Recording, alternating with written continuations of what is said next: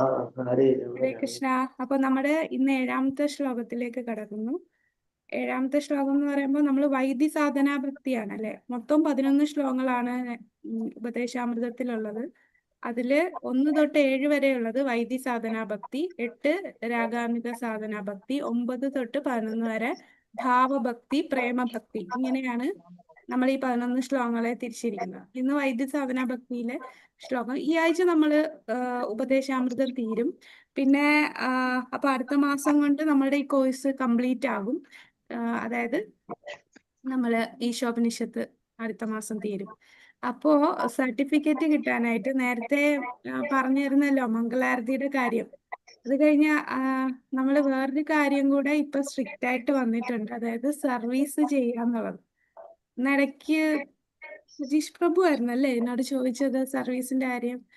ആദ്യം അത് ദീക്ഷയുള്ളവർക്ക് കമ്പൽസറി പറഞ്ഞു. പക്ഷെ ഇപ്പൊ പറയുന്ന ഭക്തിശാസ്ത്രി എടുക്കുന്നവര് സർവീസ് ചെയ്തിരിക്കണം. സർവീസ് ചെയ്യാത്തവർക്ക് ഈ സർട്ടിഫിക്കറ്റ് കിട്ടിയിട്ട് എന്ത് പ്രയോജനം എന്ന ഒരു ചോദ്യം വന്നു. അപ്പം ഞാൻ വിചാരിച്ചു ഈ ക്ലാസ്സിലുള്ള എല്ലാവരും എന്തായാലും സർവീസ് ചെയ്യുന്നുണ്ടാവും. പക്ഷെ ഒരു ക്ലാസ് ഈ റൂള് എല്ലാവർക്കും ഒരേപോലെ ബാധകമാണ് എന്നാണ് പറഞ്ഞിരിക്കുന്നത്. അപ്പോൾ നമ്മളിപ്പോൾ സർട്ടിഫിക്കറ്റ് ചിലരും മംഗളാരതി അറ്റൻഡ് ചെയ്യുന്നുണ്ട്. മംഗളാരതി അറ്റൻഡ് ചെയ്യാത്ത ചിലരെന്താണ് സർട്ടിഫിക്കറ്റ് തരുമല്ലോ. അപ്പൊ ആ സർട്ടിഫിക്കറ്റ് അല്ല, ഒരു ലെറ്റർ തരുമല്ലോ. പറഞ്ഞത് തെറ്റിപ്പോയി. ലെറ്റർ നമ്മൾ സെൻട്രിൽ നിന്ന് ലെറ്റർ ടെമ്പിൾ പ്രസിഡന്റിന്റെ, അതായത് ഓരോരുത്തർ ഏത് ടെമ്പിളിലാണോ സർവീസ് ചെയ്യുന്ന അവിടുത്തെ അധികാരിയുടെ ലെറ്റർ നമ്മളുടെ ഇവിടുത്തെ പ്രസിഡന്റിനായിട്ട് അയക്കണം. അപ്പോൾ അങ്ങനെ അയക്കുമ്പോൾ മംഗളാരതി അറ്റൻഡ് ഇവിടെ ചെയ്യാത്തവർ, അതായത് ടെമ്പിളിൽ ചെയ്യുന്നവരുണ്ടല്ലോ, അവരെ അവിടുത്തെ മംഗളാരതി അറ്റൻഡ് ചെയ്യുന്നുണ്ട് എന്നും അവിടെ സർവീസ് ചെയ്യുന്നുണ്ട് എന്നും ഉള്ള രണ്ടുകൂടെ ഒറ്റ ലെറ്റർ മതി. 2 ലെറ്റർ വേണ്ട, ഒറ്റ ലെറ്ററിൽ തന്നെ മംഗളാരതി അറ്റൻഡ് ചെയ്യുന്നു, സർവീസ് ചെയ്യുന്നു, ഇന്ന സർവീസാണ് ഇവിടെ ചെയ്യുന്നത്. അങ്ങനെ സ്പെസിഫൈ ചെയ്യണമെന്നില്ല, അവിടെ സർവീസ് ചെയ്യണമെന്ന് ഉള്ള ഒരു ലെറ്ററുടെ ആവശ്യമുണ്ട് കേട്ടോ. അപ്പൊ മംഗളാരതി അറ്റൻഡ് ചെയ്യുന്നവർക്കും ഈ ഒരു ലെറ്ററിന്റെ ആവശ്യമുണ്ട്. കാരണം ഏത് സർവീസ് അവിടെ ചെയ്യുന്നു എന്നുള്ള ഒരു ഉറപ്പ് വരുത്താനാണ്. കാരണം നമ്മൾ സർട്ടിഫിക്കറ്റിന് അപ്ലൈ ചെയ്യുമ്പോൾ അതിൽ 2 കോളം ഉണ്ട്. സർവീസ് ചെയ്യുന്നുണ്ടോ, ഈ ഓരോ വ്യക്തികളും മംഗളാരതി അറ്റൻഡ് ചെയ്യുന്നുണ്ടോ, സർവീസ് ചെയ്യുന്നുണ്ടോ. കാരണം പലരും സർട്ടിഫിക്കറ്റ് വെറുതെ വാങ്ങിച്ചു വെക്കും, പിന്നെ അവരൊന്നും ചെയ്യത്തില്ല. ചുമ്മാ കുറെ നമ്മൾ സ്കൂളിലും കോളേജിലും ഒക്കെ പഠിക്കുന്ന പോലെ ഇങ്ങനെ പഠിച്ചിരിക്കും. ഭക്തി എന്ന് പറയുമ്പോൾ അങ്ങനെ അല്ലല്ലോ. ഭക്തിയുത സേവനം. അപ്പൊ സേവനം വളരെ പ്രധാനമാണ്. നമ്മൾ എന്ത് സർവീസ്, തീർച്ചയായിട്ടും സർവീസ് ചെയ്യാത്ത ആരെങ്കിലും നമ്മൾ ക്ലാസ്സിലുണ്ടോ? അങ്ങനെ ആരെങ്കിലും ഉണ്ടാവാൻ വഴിയില്ല. ഇനി അഥവാ അങ്ങനെ ആരെങ്കിലും ഉണ്ടെങ്കിൽ തീർച്ചയായിട്ടും ടെമ്പിളിൽ സർവീസ് ചെയ്യണം കേട്ടോ, ഇനി മുതലെങ്കിലും. കാരണം ഇപ്പം കഴിഞ്ഞ 2 ആഴ്ച മുമ്പ് ഒരു ബാച്ച് തീർന്നു. അതിലുള്ള ചിലർ ഒരു സർവീസും ചെയ്യണില്ലായിരുന്നു. അപ്പം പിന്നെ അവർക്ക് സർട്ടിഫിക്കറ്റ് കൊടുക്കാൻ പറ്റില്ല. ഈ റൂൾ ഇപ്പോഴാണ് വന്നത്. അപ്പൊ പറഞ്ഞു 1 മാസം കൂടെ വെയിറ്റ് ചെയ്യാം. അവരെന്തെങ്കിലും സർവീസ് ആ സമയത്തിൽ ചെയ്ത് മംഗളാരതി അറ്റൻഡ് ചെയ്യുന്ന ഉള്ള ലെറ്റർ തന്നാൽ മാത്രമേ, അല്ല ലെറ്റർ അല്ല, ഈ ടെമ്പിളിൽ തന്നെ ചെയ്യുന്നവരാണെങ്കിൽ ഇവിടെ സർവീസ് ചെയ്യുന്നുണ്ടെന്നും ഇവിടെ മംഗളാരതി അറ്റൻഡ് ചെയ്യുന്നു ഉറപ്പ് വരുത്തിയാൽ മാത്രമേ അവർക്ക് സർട്ടിഫിക്കറ്റ് ഇഷ്യൂ ചെയ്യുള്ളൂ. അങ്ങനെ ഒരു ഇത് പറഞ്ഞിട്ടുണ്ട് കേട്ടോ. ഏത് സർവീസാണ് മാതാജി പറഞ്ഞത്? എനിക്ക് മനസ്സിലായില്ല. അല്ല, ടെമ്പിളിൽ എന്തെങ്കിലും സേവ ചെയ്യല്ലോ. ഇപ്പൊ സൺഡേസിലൊക്കെ പോവാറില്ലേ, അവിടെ എന്തെങ്കിലും സേവ ചെയ്യാറുണ്ടല്ലോ അല്ലേ. നമ്മൾ വെറുതെ പോയി അറ്റൻഡ് ചെയ്യല്ലോ. അവിടെ തീർച്ചയായിട്ടും എന്ത് സേവയും നമ്മളെല്ലാം ഏത് സർവീസ് ആയാലും മതി. ടെമ്പിളിലുള്ള സർവീസ് അല്ലെങ്കിൽ സെന്ററിലുള്ള സർവീസ്. പ്രഭു, ഇന്ന് നമ്മുടെ ഗ്രൂപ്പില് ഒരു ഇത് ഉണ്ടായിരുന്നു, ഒരു സർവീസിന്റെ കാര്യം തന്നെ പറഞ്ഞിട്ട്, ഇന്ന ഡേറ്റിൽ മലയാളം, ഇന്ന ഡേറ്റിൽ ഹിന്ദി എന്നൊക്കെ പറഞ്ഞിട്ട്. അതെന്താന്ന് വെച്ചാല് നമ്മളുടെ മംഗളാരതി ഉണ്ടല്ലോ, അതെ, മംഗളാരതിക്ക് ഓരോ ദിവസം ഓരോ ലാംഗ്വേജുകാരാണ്. അപ്പൊ നമുക്ക് 28-ാം തീയതിയാണ് മലയാളം ലാംഗ്വേജിന് വന്നിട്ടുള്ളത്. അപ്പൊ നേരത്തെ പേര് തന്നവരില് രാജേശ്വരി മാതാജി തന്നു, പിന്നെ രാഘവ് പ്രഭു തന്നു, പിന്നെ നമ്മുടെ മാതാജി ഇവിടെ സുഭാഷിണി മാതാജിയും വിനോദിനി മാതാജിയും തന്നു. അപ്പം രാജേശ്വരി മാതാജി ശിഷ്ടാഷ്ടകം പറഞ്ഞതുകൊണ്ട് മാതാജിക്ക് ശിഷ്ടാഷ്ടകവും, സുഭാഷിണി മാതാജിക്ക്, വിനോദിനി മാതാജി 10 ഒഫൻസസ്. ഇനി അടുത്ത മലയാളം വരുമ്പോ രാഘവ പ്രഭുവിനായിരിക്കും ശിഷ്ടാഷ്ടകം വരിക. ഓക്കെ ഇതിങ്ങനെ റൊട്ടേഷൻ ആണ്, ഓരോ ദിവസം ഓരോ ലാംഗ്വേജ് ആണ്. അപ്പൊ അത് അറിയിക്കുക, അതൊന്നും അറിയിച്ചെന്നേ ഉള്ളു കേട്ടോ. ഇനി ആർക്കെങ്കിലും താല്പര്യം ഉണ്ടെങ്കിൽ പേര് തന്നാ മതി. അപ്പോ റൊട്ടേഷൻ നമുക്ക് ലെറ്റർ വേണോ മാതാജി? മംഗളാരതി അറ്റൻഡ് ചെയ്യണവർക്കും ലെറ്റർ വേണോ? ആ സർവീസ് ചെയ്യുന്നു എന്നുള്ള ലെറ്റർ വേണം. അപ്പൊ ഇംഗ്ലീഷിലാ വായിക്കുന്നത്? എന്തോ എനിക്ക് ഇന്ന് പ്രഭു? അറ്റൻഡൻസ് കിട്ടിയില്ല. ഇംഗ്ലീഷിലാണോ വായിക്കുന്നത് അല്ല ആ അവരവരുടെ 10 ലാംഗ്വേജ്? ഒഫൻസ് ഇംഗ്ലീഷില്. ഇംഗ്ലീഷിലാണ് കേട്ടോ, ഇംഗ്ലീഷിലാണ്. ആ ഓക്കെ. അപ്പൊ മാതാജിയും അമ്മയും ഹാഫ് ആയിട്ടാണ് എടുക്കുന്നത്. അതെ അതെ. ആദ്യത്തെ നമ്മുടെ ശിക്ഷാഗുരുവിന് ഇപ്പൊ ഇങ്ങനെ വന്നിരിക്കല്ലേ മാതാജി, അപ്പൊ നമ്മൾ എവിടെ നിന്ന് ഇപ്പൊ ലെറ്റർ മേടിക്കുക? നമ്മുടെ ശിക്ഷാഗുരു മരിച്ചു പറഞ്ഞില്ലേ മാതാജി, ചൈതന്യ പ്രഭു. Okay okay. അല്ല കുഴപ്പമില്ല മാതാജി, അവിടെ വേറെ ആധികാരികമായിട്ടുള്ള വേറെ ആരെങ്കിലും ഉണ്ടാവുമല്ലോ. ഇപ്പൊ ഇല്ല മാതാജി, ഇപ്പൊ മാതാജിയുടെ അടുത്തുനിന്ന് എടുക്കാം. അതെയോ? ഞാൻ അദ്ദേഹത്തിന്റെ വൈഫ് ഉണ്ടല്ലോ, അവര് അവിടെ തന്നെ അതില് അസിസ്റ്റ് ചെയ്യുന്ന ആളാണ്. ഓക്കെ മാതാജിയാണ് അത് ലീഡ് ചെയ്യുക. അപ്പോ മാതാജിയുടെ കയ്യിൽ നിന്ന് എടുക്കാം. പക്ഷെ മാതാജിയെ ഓത്തറൈസ് ചെയ്യേണ്ടി വരുമോ? ഇനി അതിനൊരു ലെറ്റർ ചോദിക്കുവോ? വേണ്ട, ഫോറിട്ട് തന്നാ മതി. അവിടെ ഇപ്പം ആരാണോ ഹാൻഡിൽ ചെയ്യുന്നത് അവരുടെ ലെറ്റർ മതി, അത് കുഴപ്പമില്ല. കഴിഞ്ഞിട്ട് മതിയല്ലോ മാതാജി, 2 വീക്സ് കഴിഞ്ഞിട്ട് ഞങ്ങൾ മതി. നമ്മൾ ഈ കോഴ്സ് തീരുമ്പോഴേക്കും മതി. നമുക്കിനി അടുത്ത മാസം ഇവിടെ ഉണ്ടല്ലോ, മതി. അപ്പൊ മതി, അർജന്റ് ഇല്ല. അതാണ് ഞാൻ ഇപ്പോഴേ പറഞ്ഞത്. ശരി മാതാജി, താങ്ക് യു. ഓക്കെ. എനിക്ക് ഇന്ന് അറ്റൻഡൻസ് കിട്ടിയില്ല. അറ്റൻഡൻസ് ഇട്ടിട്ടുണ്ടല്ലോ മാതാജി. മംഗളാരതി അറ്റൻഡൻസ്. മംഗളാരതി അറ്റൻഡൻസ് നമ്മൾ കറക്റ്റ് സമയത്ത് കയറിയാലേ കിട്ടുള്ളൂ കേട്ടോ.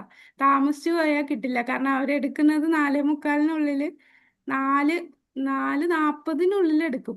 4:40 അപ്പൊ അതിന് മുമ്പ് കയറിയാലേ അറ്റൻഡൻസ് തരുള്ളൂ എന്ന് പറഞ്ഞിട്ടുണ്ട്. മാതാജി അപ്പോ സൺഡേ മോർണിംഗിലും അതുപോലെ അറ്റൻഡൻസ് ലിങ്ക് ഇടും. എനിക്ക് ലിങ്ക് ഒന്നും കിട്ടിയിട്ടില്ലായിരുന്നു. സൺഡേ ജോയിൻ മാതാജി ഞാൻ വിചാരിച്ചു മാതാജി വേറെ ടെമ്പിളിൽ അറ്റൻഡ് ചെയ്യുന്നുണ്ട് എന്ന്. അപ്പൊ നമ്മുടെ മംഗളാരതിക്ക് അറ്റൻഡ് ചെയ്യുന്നുണ്ടല്ലേ മാതാജിക്ക്? അതിൽ അറ്റൻഡ് അപ്പൊ ചെയ്യാൻ ലിങ്കോ കാര്യങ്ങളൊന്നും കിട്ടിയിട്ടില്ലായിരുന്നു. അപ്പൊ ഞാൻ വിചാരിച്ചു ജസ്റ്റ് മാതാജി അവരാരെങ്കിലും നോട്ട് ചെയ്യുന്ന വിചാരിച്ചത്. ലിങ്ക് ഉണ്ടായിരുന്നു മാതാജി. ഞാൻ ആദ്യം ലിങ്ക് ഗ്രൂപ്പിൽ ഇട്ടിരുന്നു. പിന്നീട് വേറൊരു ഗ്രൂപ്പ് ഉണ്ട്, ശ്രീ ശ്രീ രാധാ ഗോവിന്ദ ടെമ്പിൾ എന്നുള്ളൊരു ഗ്രൂപ്പ് ഉണ്ട്. അതിൽ ജോയിൻ ചെയ്താൽ അതിലാണ് ഡെയിലി ലിങ്ക് ഇടാറ്. അപ്പോൾ ഒരു കാര്യം ചെയ്യാൻ ഞാൻ ഇന്ന് ഒന്നുകൂടെ ഷെയർ ചെയ്യാം. ഇനി ആർക്കെങ്കിലും താല്പര്യം ഉണ്ടെങ്കിൽ ആ ഗ്രൂപ്പിൽ കയറാം. എല്ലാ ദിവസവും 4:15 4 മണിയാകുമ്പോഴേ ലിങ്ക് ഇടും. അപ്പൊ അതിൽ ജോയിൻ ചെയ്യാം. മാതാജി ജോയിൻ ആ ലിങ്കിൽ കയറിയില്ലേ ശശികല മാതാജി? ഇല്ല മാതാജി. അറ്റൻഡൻസിന് സെപ്പറേറ്റ് ലിങ്ക് ഉണ്ട് മാതാജി? ഇല്ല, സെപ്പറേറ്റ് ലിങ്ക് ഇല്ല. നമ്മൾ ജോയിൻ ചെയ്യുമ്പോൾ എല്ലാവരുടെയും പേര് നോക്കും. അങ്ങനെ നോക്കുന്നതാണ് കേട്ടോ. ഞാൻ ഇന്നും കൃഷ്ണപിള്ളൻ ടെമ്പിളിലാണ് അറ്റൻഡ് ചെയ്തോണ്ടിരുന്നത്. അപ്പൊ കുഴപ്പമില്ല, അവിടുത്തെ ലെറ്റർ മതി കേട്ടോ. അറ്റൻഡ് ചെയ്യണത് ഇപ്പൊ. അപ്പൊ അവിടുത്തെ ലെറ്റർ മതി. അങ്ങനെയല്ല മാതാജി, ഇപ്പൊ ഞാൻ ഇവിടെയാണ് ചെയ്യുന്നത്, ഈ മംഗളാരതി അറ്റൻഡ് ചെയ്യും. Okay. Mataji online Vrindavan, ISKCON വൃന്ദാവനത്തെ ആരതിയൊക്കെയാണ് അറ്റൻഡ് ചെയ്യാറ്. മോർണിംഗിലെ ലൈവ് പ്രോഗ്രാമാണ് അറ്റൻഡ് ചെയ്യാറ്. മനസ്സിലായി മാതാജി. കുഴപ്പമില്ല മാതാജി. ഇപ്പം ഇത് തീരുന്നവരെങ്കിലും ഇവിടെ ഒന്ന് അറ്റൻഡ് ചെയ്തോളൂ. കാരണം അവിടെ അറ്റൻഡ് ചെയ്യുന്നത് നമുക്ക് പ്രൂഫ് ഇല്ലല്ലോ, അതിനു വേണ്ടിയാണ്. അല്ലെങ്കിൽ ഒരു ലെറ്റർ തന്നാലും മതി. നമ്മളെ അറിയാവുന്ന ശിക്ഷാഗുരു ഉണ്ടെങ്കിൽ എല്ലാ ദിവസവും അറ്റൻഡ് ചെയ്യുന്നതാണെന്ന് ഒരു ലെറ്റർ കിട്ടിയാൽ മതി. ഇപ്പൊ എല്ലാ ദിവസവും ഇവിടെ ചെയ്യുന്ന മാതാജി. ഓക്കെ. ഹരേ കൃഷ്ണ മാതാജി. ഞാൻ ടെൻസ് ചെയ്യാം മാതാജി ഒരു ദിവസം. ഓക്കെ. ഹരേ കൃഷ്ണ മാതാജി. ശൈലവാസൻ മാതാജിയുടെ ഫോണില് ആ രാധാ ഗോവിന്ദ് ടെമ്പിളിന്റെ ഇത് വന്നിട്ടില്ല.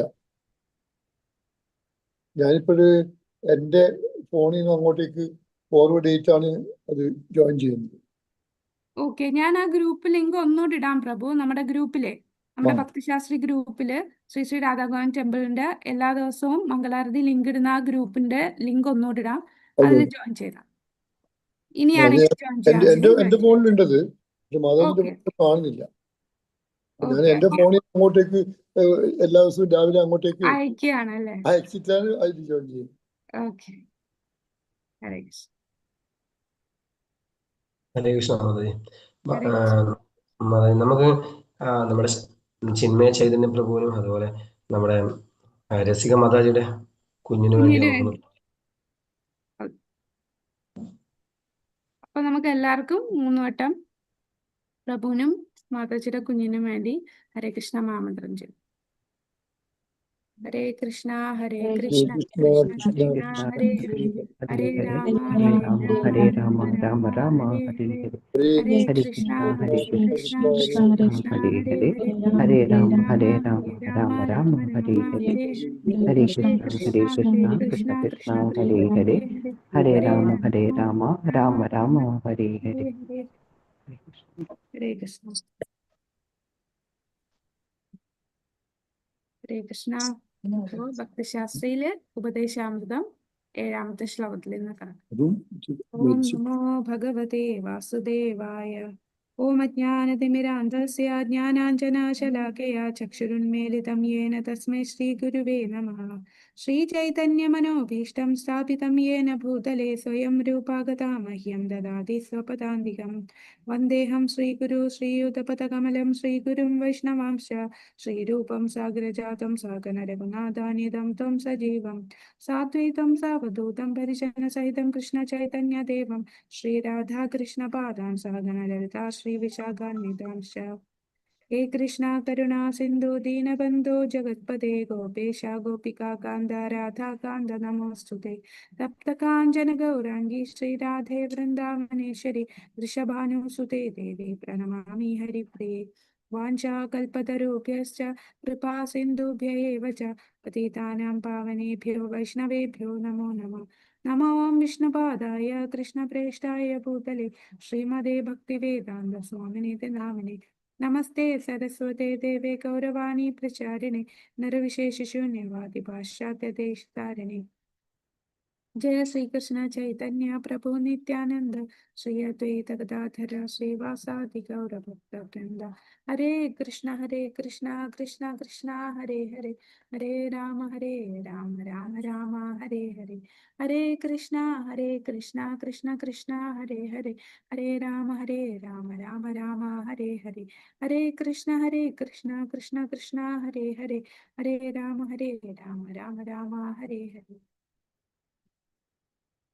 ഹരേ കൃഷ്ണ. ഉപദേശാമൃതത്തില് നമ്മളിപ്പോ 7ാമത്തെ ശ്ലോകത്തിൽ കടന്നു. ആദ്യത്തെ 3 ശ്ലോകങ്ങള് നമ്മൾ ഭക്തിയിലെ 9 ഘട്ടത്തില് ഏതാണ് വരിക? ശ്രദ്ധ അല്ലെ? ആദ്യത്തെ 3 ശ്ലോകം എന്ന് പറയുമ്പോ ഏതൊക്കെയാണ്? 6 പ്രേരണകളെ നിയന്ത്രിക്കുന്നത്, ഭക്തിക്ക് അനുകൂലമായിട്ടുള്ള 6 കാര്യങ്ങൾ, പ്രതികൂലമായിട്ടുള്ള 6 കാര്യങ്ങൾ, അതത്രയും ശ്രദ്ധ. ഇനി അത് കഴിഞ്ഞ് 3, 4, 5, 6 4 തൊട്ട് 6 വരെയുള്ള ശ്ലോകം. ഈ 3 ശ്ലോകങ്ങൾ ഏതിൽ വരും? ശ്രദ്ധ കഴിഞ്ഞ് സാധുസംഘ. അപ്പൊ സാധുസംഘയിലാണ്. സാധുസംഘം എന്ന് പറയുമ്പോൾ ഭക്തന്മാരുമായിട്ടുള്ള ഇടപെടലാണല്ലേ? അപ്പൊ ഭക്തന്മാര്, അപ്പൊ 6 കാര്യങ്ങൾ, 6 തരം സ്നേഹവിനിമയങ്ങൾ ഭക്തന്മാരുമായിട്ട് എങ്ങനെയാണ് നമ്മള് പ്രീതി ലക്ഷണം, 6 കാര്യങ്ങൾ എങ്ങനെ ചെയ്യുന്നു. പിന്നെ ഭക്തര് തന്നെ പല ഘട്ടങ്ങളിലുള്ള ഭക്തന്മാരുണ്ട്. അപ്പൊ ഏത് ഭക്തരുമായിട്ടാണ് നമ്മൾ ഈ പ്രീതി ലക്ഷണം ചെയ്യേണ്ടതെന്നും, പിന്നെ ഒരു ഭക്തനെ നമ്മൾ ഏത് രീതിയിലാണ് നമ്മൾ കാണേണ്ടത്, ഒരു ഭക്തന്റെ മനോഭാവം എന്താണ്, നമ്മളൊരു ഭക്തനെ ഭൗതിക കണ്ണോടുകൂടി കാണരുത്, അതിനൊരു ഉപമയും കൂടെ പറഞ്ഞു. ഏത് ഉപമാണ് പറഞ്ഞത്? ഉപമ. ഒരു ഭക്തനെ നമ്മൾ കാണുന്നത് ഒരു ഗംഗാജലത്തിന്റെ ഉപമ പറഞ്ഞില്ലേ? അതായത് ഗംഗാജലം എത്ര അഴുക്ക്, എത്ര ചെളിയും പതയും നുരയും ഒക്കെ ഉണ്ടെങ്കിലും ആത്മീയമായി ഉയർന്ന വ്യക്തികൾ തീർച്ചയായിട്ടും ഗംഗാജലത്തിൽ സ്നാനം ചെയ്യും, അതൊന്നും ബാധിക്കില്ല. അതുപോലെ ഒരു ഭക്തന്റെ ബാഹ്യമായിട്ടുള്ള ഘടകങ്ങളൊന്നും അദ്ദേഹത്തെ ബാധിക്കുന്നില്ല. അദ്ദേഹത്തിന്റെ ആ ഭക്തിയാണ്, ആ മനോഭാവമാണ്, ഭഗവാനോടുള്ള ഭക്തിയുടെ തോതാണ് നമ്മൾ നോക്കേണ്ടത്. അപ്പൊ ഈ 3 കാര്യങ്ങളാണ് ഭജനക്രിയ. ഇനി 7ാമത്തെ ശ്ലോകം എന്ന് പറയുമ്പോൾ അവിടെ അടുത്ത ഏതാണ്? ഭജനക്രിയ കഴിഞ്ഞാൽ സോറി, സാധുസംഘ. ശ്രദ്ധ, സാധുസംഘ. ഇനി അടുത്ത 7ാമത്തെ ഏത് വരും? ഭജനക്രിയ. ഭജനക്രിയ, അനർത്ഥ നിവൃത്തി, നിഷ്ഠ, രുചി. ഈ 4 ഈ 7ാമത്തെ ശ്ലോകത്തിലാണ് വരുന്നത്. ശ്രദ്ധ, സാധുസംഘ നമ്മൾ 6 വരെയുള്ള ശ്ലോകങ്ങൾ കണ്ടു. ഭജനക്രിയ, അനർത്ഥ നിവൃത്തി, നിഷ്ഠ, രുചി. ഈ 4ഉമാണ് 7ാമത്തെ ശ്ലോകത്തിൽ നമ്മൾ കാണാൻ പോകും. അപ്പൊ ഇവിടുത്തെ 7ാമത്തെ ശ്ലോകം. സ്യാത് കൃഷ്ണനാമചരിതാതിസിതാപ്യ വിദ്യ പിത്തോപതപ്തരസനസ്യ നരോചികാനോ ക്വിന്ദ്വാദാരാദനുദിനം ഖലു സൈവ ജുഷ്ടാ സ്വാദിക്രമാദ്ഭവതി തദ്ഗതമൂലഹന്ത്രി. സ്യാത് കൃഷ്ണനാമചരിതാതിസിതാപ്യ വിദ്യ പിത്തോപതപ്തരസനസ്യ നരോചിതാതോ ക്വിന്ദ്വാദാരാദനുദിനം ഖലു സൈവ ജുഷ്ടാ സ്വാദിക്രമാദ്ഭവതി തദ്ഗതമൂലഹന്ത്രി. ഹരേ കൃഷ്ണ. ആരെങ്കിലും 2 പേരൊന്ന് ചൊല്ലിക്കോളൂ. ഹരേ കൃഷ്ണ. ഹരേ കൃഷ്ണ. നാമചരിതാദിസിധാ പ്രപദ്യ പിത്തോപതപ്ത രസനസ്യ നരോചികാനോ കിം സ്വാദരാദനുദിനം ഖലു സൈവ ജുഷ്ടാ സ്വാദിക്രമാത് ഭവതി തദ്ഗതമൂലഹന്ത്രി. ഹരേ കൃഷ്ണ. ഹരേ കൃഷ്ണ. ഹരേ കൃഷ്ണ. ഹരേ കൃഷ്ണ. ചൊല്ലിക്കോളൂ പ്രഭു. സ്യാത് കൃഷ്ണനാമചരിതാദി സിതാപ്യ വിദ്യ ചിത്തോപദത്ത രസനസ്യ നരോചികാനോ കിന്വാദരാദരനുദിനം ഖലു സൈവ ജുഷ്ടാ സ്വാദീക്രമാത് ഭവതി തദ് ഗതമൂലഹന്തി. ഹരേ കൃഷ്ണ. മാതാജിയുടെ ചൊല്ലിക്കോളൂ. ഹരേ കൃഷ്ണ. ഹരേ കൃഷ്ണ. സ്യാത് കൃഷ്ണനാമചരിതാതിസീതാപ്യ വിദ്യ പിത്തോപതപ്തരസനസ്യ നരോചികാനോ കിന്ദ്വാദരാദനുദിനം ഖലു സൈവ ജുഷ്ടാ സ്വാദിക്രമാത് ഭവതി തദ്ഗതമൂലഹന്ത്രി. ഹരേ കൃഷ്ണ. ഹരേ കൃഷ്ണ. അപ്പൊ ഇവിടെ പറയുന്നത് എന്താണ്? കൃഷ്ണന്റെ തിരുനാമങ്ങളും ഗുണങ്ങളും പ്രവർത്തികളും ലീലകളും കൽക്കണ്ടം പോലെ ഉത്കൃഷ്ട മധുരങ്ങളാണ്. എന്നാൽ അവിദ്യയാകുന്ന രോഗം പിടിപെട്ട് രുചികെട്ട നാവിന് മധുരമുള്ളതൊന്നും രുചിച്ചറിയുവാൻ സാധ്യമല്ല. എങ്കിലും അത്ഭുതം എന്ന് പറയട്ടെ, മധുരങ്ങളായ ഈ പുണ്യനാമങ്ങൾ എല്ലാ ദിവസവും മുടങ്ങാതെ കീർത്തിച്ചു കൊണ്ടിരുന്നാൽ അയാളുടെ നാവിൽ സ്വാഭാവികമായ രുചി വരികയും അങ്ങനെ ആ രോഗം ക്രമത്തിൽ വേറിട്ട് പോവുകയും ചെയ്യും. അപ്പൊ ഇവിടെ 7ാമത്തെ ശ്ലോകത്തിൽ ഭഗവാന്റെ നാമ രൂപ ഗുണ ലീലകൾ, ഗുണം, തിരുനാമം, ഗുണം, പ്രവർത്തി, ലീലകൾ, ഇവ 4ഉം എങ്ങനെയാണ്? നാമചരിതാദി. കൃഷ്ണ നാമചരിതാദി. അപ്പൊ ഭഗവാന്റെ നാമ രൂപ ഗുണ ലീലകൾ എന്ന് പറയുന്നത് കൽക്കണ്ടം പോലെ മധുരമുള്ളതാണ്. പക്ഷേ നമ്മളെല്ലാരും ഇപ്പം ഈ മഞ്ഞപ്പിത്തം ബാധിച്ചവർക്കുള്ള പ്രശ്നം എന്താണ്? മഞ്ഞപ്പിത്തം ബാധിക്കുമ്പോ എങ്ങനെയാ? എല്ലാം മഞ്ഞയായി എല്ലാം മഞ്ഞയായി കാണും. എല്ലാം മഞ്ഞായി കാണും. പിന്നെ വായില് രുചി വരില്ല. നമ്മൾ എത്ര മധുരമുള്ള മിഠായി കഴിച്ചാലും കയ്പ് തോന്നും, രുചി ഉണ്ടാവില്ല, അല്ലേ? അപ്പോ നമുക്ക് പനിയായിരിക്കും, പനി വരും, എല്ലാം മഞ്ഞയായി കാണും. അതാണ് നമുക്ക് ബാധിച്ചിരിക്കുക. അപ്പൊ അവർക്ക് എത്ര മധുരമുള്ളത് കൊടുത്താലും രുചി തോന്നില്ല. അതുപോലെയാണ് ഭഗവാന്റെ നാമരൂപ ഗുണലീലകളൊക്കെ നല്ല മധുരമുള്ളതാണ്. പക്ഷേ നമുക്ക് അവിദ്യയാകുന്ന മഞ്ഞപ്പിത്തം ബാധിച്ചത് കൊണ്ട് ഇതിന്റെ മധുരം നുകരാൻ സാധിക്കുന്നില്ല. അപ്പൊ ഇവിടെ നമ്മളെ മഞ്ഞപ്പിത്തം എന്ന് പറയുന്നത് അവിദ്യയാണ്. അവിദ്യയില് മുങ്ങിപ്പോയത് കൊണ്ട് നമുക്ക് ഈ ഭഗവാന്റെ നാമത്തിന്റെ രുചി നമുക്ക് വരുന്നില്ല. ഭഗവാന്റെ ഗുണങ്ങൾ കേൾക്കാനും ഭഗവാന്റെ പ്രവർത്തികളിലേക്ക് ആ മധുരമുള്ള കൽക്കണ്ടം പോലെ മധുരമുള്ള കാര്യങ്ങളൊന്നും കേൾക്കാനും നമുക്ക് രുചി കിട്ടുന്നില്ല. പക്ഷെ ഇതിനൊരു മരുന്നുണ്ട്. മഞ്ഞപ്പിത്തം ബാധിച്ചവർക്ക് ഒരു മരുന്ന് എന്താന്ന് വെച്ചാ, എന്താണ് മരുന്ന്? മധുരം തന്നെ. മധുരം തന്നെ കഴിച്ചാൽ മതി അല്ലേ? കയ്പാണ്, എന്നാലും സാരമില്ല. ആ മധുരം സേവിച്ചുകൊണ്ടിരിക്കുക. കുറച്ച് കഴിയുമ്പോൾ നാവിന് രുചി പയ്യെ പയ്യെ വന്നു തുടങ്ങും. അതേപോലെ നമുക്ക് കയ്പാണ് ഭഗവാന്റെ നാമം, രൂപ ഗുണലീലകളൊക്കെ കേൾക്കാനും ജപിക്കാനും ഒക്കെ കയ്പാണ്. പക്ഷെ സാരമില്ല, കയ്പാണെങ്കിലും നമ്മൾ അത് തന്നെ ചെയ്തുകൊണ്ടിരുന്നാൽ, എല്ലാ ദിവസവും മുടങ്ങാതെ ഭഗവാന്റെ കീർത്തിച്ചു കൊണ്ടിരുന്നാൽ ആ നാവിൽ സ്വാഭാവികമായി രുചി വരും. അപ്പൊ ഈ രോഗം ബാധിച്ചവന് മരുന്ന് മധുരം തന്നെ കൊടുക്കുമ്പോൾ കുറച്ച് കഴിയുമ്പോൾ കയ്പോടെ ഇഷ്ടമല്ലേലും അത് കഴിച്ച് കഴിച്ച് കഴിച്ച് കുറച്ച് കഴിയുമ്പോൾ നാവിന് രുചി വരുന്ന പോലെ നമുക്ക് താല്പര്യമില്ല നാമം ജപിക്കാൻ, എന്നാലും നമ്മൾ മുടങ്ങാതെ നാമം ജപിക്കുകയും ഭഗവാനെ കുറിച്ച് കേൾക്കുകയൊക്കെ ചെയ്താൽ നാവിൽ സ്വാഭാവികമായി രുചി വരും. അങ്ങനെ ആ രോഗത്തെ ക്രമത്തിൽ വേരറ്റ് പോവുകയും ചെയ്യും. ആ രോഗം മൊത്തത്തിൽ ഇല്ലാതായി പോകും. അപ്പൊ നമ്മളുടെ രോഗം എന്താണ്? അവിദ്യയാണ് അല്ലേ? അപ്പൊ അത് നമുക്ക് നോക്കാം. മഞ്ഞപ്പിത്തം ബാധിച്ച ഒരാളുടെ നാവ്. മഞ്ഞപ്പിത്തം ബാധിച്ച ഒരു രോഗിയുടെ നാവിന് പഞ്ചസാര മിഠായി ആസ്വദിക്കാൻ കഴിയില്ല. പകരം മഞ്ഞപ്പിത്തമുള്ള ഒരാൾ മധുരമുള്ള എന്തെങ്കിലും വളരെ കയ്പേറിയതായി കണക്കാക്കുന്നു.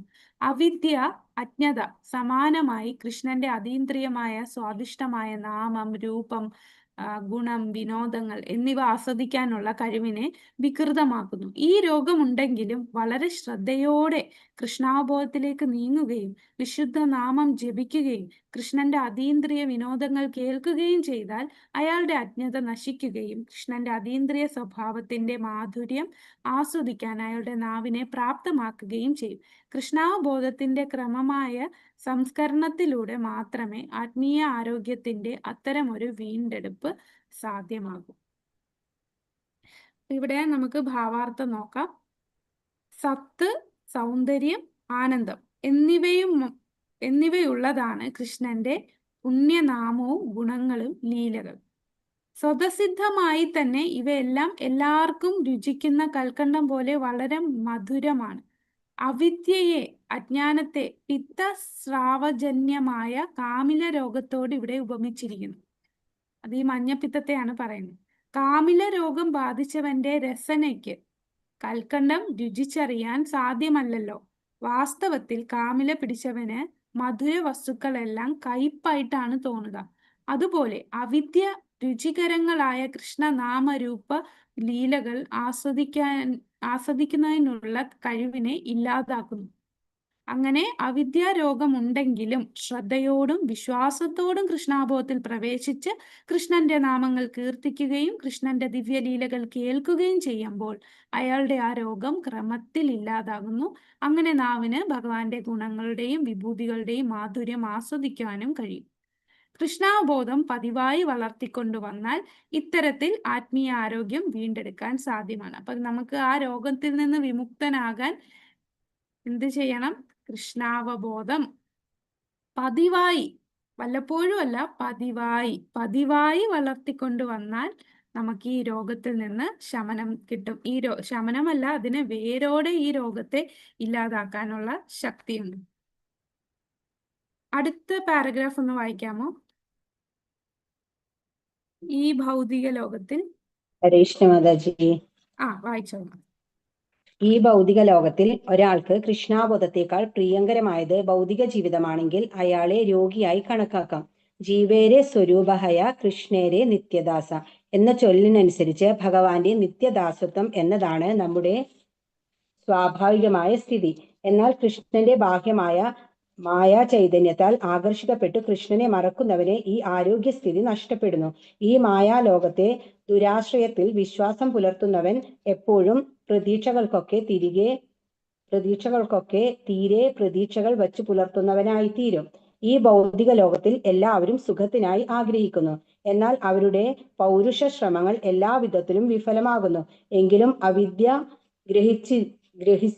ഗ്രസിച്ചിരിക്കയാൽ തങ്ങളുടെ തെറ്റുകൾ ആരും അറിയുന്നില്ല. തെറ്റുകൾ കൊണ്ടും തെറ്റുകൾ തിരുത്തുന്ന ശ്രമത്തിലാണ് അവർ. ഭൗതിക ലോകത്തിലെ ജീവിത മത്സരത്തിന്റെ സ്വഭാവമാണ് ഇത്.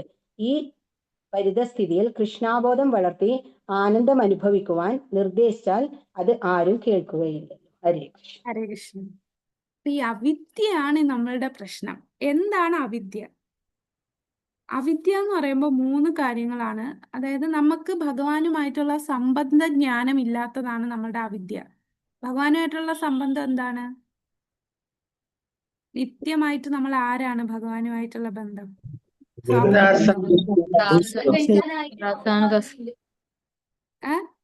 നിത്യദാസ. അതാ ജീവരെ സ്വരൂപായ കൃഷ്ണരെ നിത്യദാസ. ഭഗവാന്റെ നിത്യദാസന്മാരാണ് നമ്മളെല്ലാം. അതാണ് ശാശ്വതമായിട്ടുള്ള ആ ബന്ധം. ആ സംബന്ധ ജ്ഞാനം നമുക്കില്ല. അപ്പൊ ഈ അവിദ്യ കാരണം എന്തൊക്കെ സംഭവിക്കുന്നു? നമ്മൾ ആരാന്ന് നമുക്കറിയില്ല, ഭഗവാൻ ആരാന്ന് നമുക്കറിയില്ല, നമ്മളും ഭഗവാനും തമ്മിലുള്ള ബന്ധം അറിയില്ല, അതുപോലെ ഭഗവാന്റെ നാമവും ഭഗവാനും ഒന്ന് തന്നെയാണെന്ന് നമ്മൾ അറിയുന്നില്ല. നമ്മളെല്ലാം രണ്ടായിട്ടാണ് കാണുന്നത്, ദ്വന്ദ്ങ്ങളായിട്ടാണ് എല്ലാം കാണുന്നത്. ഇതൊക്കെയാണ് നമ്മളുടെ അവിദ്യ. അപ്പൊ നമ്മള് ആ സംബന്ധ ജ്ഞാനം ഇല്ലാത്തതാണ് നമ്മളുടെ അവിദ്യ. നമുക്ക് നമ്മൾ ആരാന്നറിയില്ല, ഭഗവാൻ ആരാന്നറിയില്ല, നമ്മളും ഭഗവാനും തമ്മിലുള്ള ബന്ധം അറിയില്ല, ഭഗവാനും ഭഗവാന്റെ നാമവും രണ്ടായിട്ട് കാണുന്നു, അല്ലെ? ദ്വന്ദ്ങ്ങളിലാണ് നമ്മൾ കാണുന്നത്. അതാണ് അവിദ്യ. ഈ അവിദ്യ ഉള്ളത് കൊണ്ടാണ് നമുക്കിത് രുചിക്കാൻ സാധിക്കാത്തത്.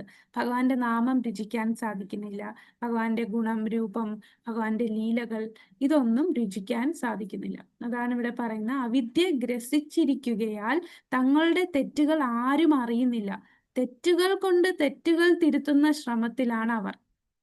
താൻ ചെയ്യുന്ന തെറ്റാന്ന് അവർ മനസ്സിലാക്കുന്നില്ല, അവർക്ക് അറിയില്ല. ആ അവിദ്യ മൂടിയത് കൊണ്ട്. ഭൗതിക ലോകത്തിലെ ജീവിത മത്സരത്തിന്റെ സ്വഭാവമാണിത്. ഈ പരിതസ്ഥിതിയിൽ കൃഷ്ണാബോധം വളർത്തി ആനന്ദം അനുഭവിക്കാൻ നമ്മൾ പറഞ്ഞു കൊടുത്താലും അവരത് കേൾക്കില്ല. അടുത്ത പാരഗ്രാഫ് വായിക്കാമോ? വായിച്ചു. ഭീമമായ ഈ അവിദ്യയെ അകറ്റുന്നതിന് വേണ്ടിയാണ് കൃഷ്ണാവബോധ പ്രസ്ഥാനം ലോകം മുഴുവനും പ്രചരിപ്പിക്കപ്പെടുന്നത്. സാമാന്യേന ജനങ്ങൾ അന്ധരാൽ നയിക്കപ്പെടുന്നു. രാഷ്ട്രീയക്കാർ, തത്വചിന്തകന്മാർ, ശാസ്ത്രജ്ഞന്മാർ എന്നീ ജനനേതാക്കന്മാർ കൃഷ്ണാവബോധം ഇല്ലാത്തത് കൊണ്ടാണ് അന്ധരെന്ന് പറയപ്പെടുന്നത്. ഭഗവത്ഗീത വചനം അനുസരിച്ച് ഇക്കൂട്ടർ ദുഷ്കൃതികളായ മൂഢന്മാരും മനുഷ്യരിൽ വെച്ച് അധമന്മാരുമത്രേ. എന്തുകൊണ്ടെന്നാൽ നാസ്തിക ജീവിതം നയിക്കുന്ന ഇക്കൂട്ടർക്ക് യാഥാർത്ഥ്യത്തെ കുറിച്ച് ഒരറിവും ഇല്ല. ഓക്കെ മാതാജി, അത് മതി. ഹരേ കൃഷ്ണ. Okay okay. അപ്പൊ ഇവിടെ ഇത് മതി കേട്ടോ. അപ്പൊ ഇവിടെ നമ്മളെല്ലാരും ഇപ്പം അവിദ്യയിലാണ്. നമ്മൾ അവിദ്യ മാറ്റിക്കൊണ്ടിരിക്കുകയാണ്. സാധാരണ കൃഷ്ണാബോധമൊന്നും അറിയാത്ത ഭൗതിക ലോകത്ത് ജീവിക്കുന്നവരൊക്കെ ആരെയാണ് ആശ്രയിച്ചിരിക്കുന്നത്? അവര് കൃഷ്ണാബോധത്തെ ആശ്രയിക്കുന്നില്ല, പക്ഷെ ആരെ ആശ്രയിക്കുന്നു? ഈ ഭഗവാന്റെ ബാഹ്യശക്തിയായിട്ടുള്ള മായാ ദേവിയാണ് ആശ്രയിച്ചിരിക്കുന്നത്, അല്ലെ? അപ്പോൾ ആ മായയിൽ ആശ്രയിച്ചാൽ അവനെ പറയുന്നതാണ് ദുരാശ്രയ. അപ്പൊ ദുരാശ്രയ എന്ന് പറഞ്ഞാൽ എന്താണ്? മായാലോകത്തെ ആശ്രയിക്കുന്നതാണ് ദുരാശ്രയ. അപ്പൊ മായാലോകത്തിലാണ് അവർ വിശ്വാസം അർപ്പിച്ചിരിക്കുന്നത്. അങ്ങനെ ഇത് ചെയ്താൽ എനിക്ക് സന്തോഷം കിട്ടും, ഇത് ചെയ്താൽ സന്തോഷം, അങ്ങനെ ഓരോ പ്രതീക്ഷ വെച്ച് അവർ ഓരോ കാര്യങ്ങളും ചെയ്തുകൊണ്ടിരിക്കുകയാണ്. സുഖത്തിനായിട്ട് അവരിങ്ങനെ നെട്ടോട്ട് ഓടുകയാണ്. പക്ഷെ ആ സുഖം അവർക്ക് കിട്ടുകയില്ല. അപ്പോ ഈ അവിദ്യ അകറ്റാനായിട്ട് എന്താണ് വേണ്ടത്? കൃഷ്ണാവബോധം. അതിനു വേണ്ടിയാണ് ഇസ്കോൺ സ്ഥാപിച്ച് ജനങ്ങൾക്കെല്ലാം ഈ അന്ധത മാറ്റാൻ. ഇസ്കോൺ ഒരു ഹോസ്പിറ്റൽ ആണെന്നാണ് പറയുന്നത്, അല്ലെ? നമ്മുടെ കൃഷ്ണാബോധ പ്രസ്ഥാനം ഒരു ഹോസ്പിറ്റലാണ്. രോഗം ബാധിച്ചവർക്ക് വന്ന് ആ രോഗം മാറ്റാനുള്ള സ്ഥലമാണ്. പക്ഷേ അന്ധത കാരണം അവര് ഇവിടേക്ക് വരണില്ല. അവരെല്ലാം ആരുടെ പുറകെയിലാണ്?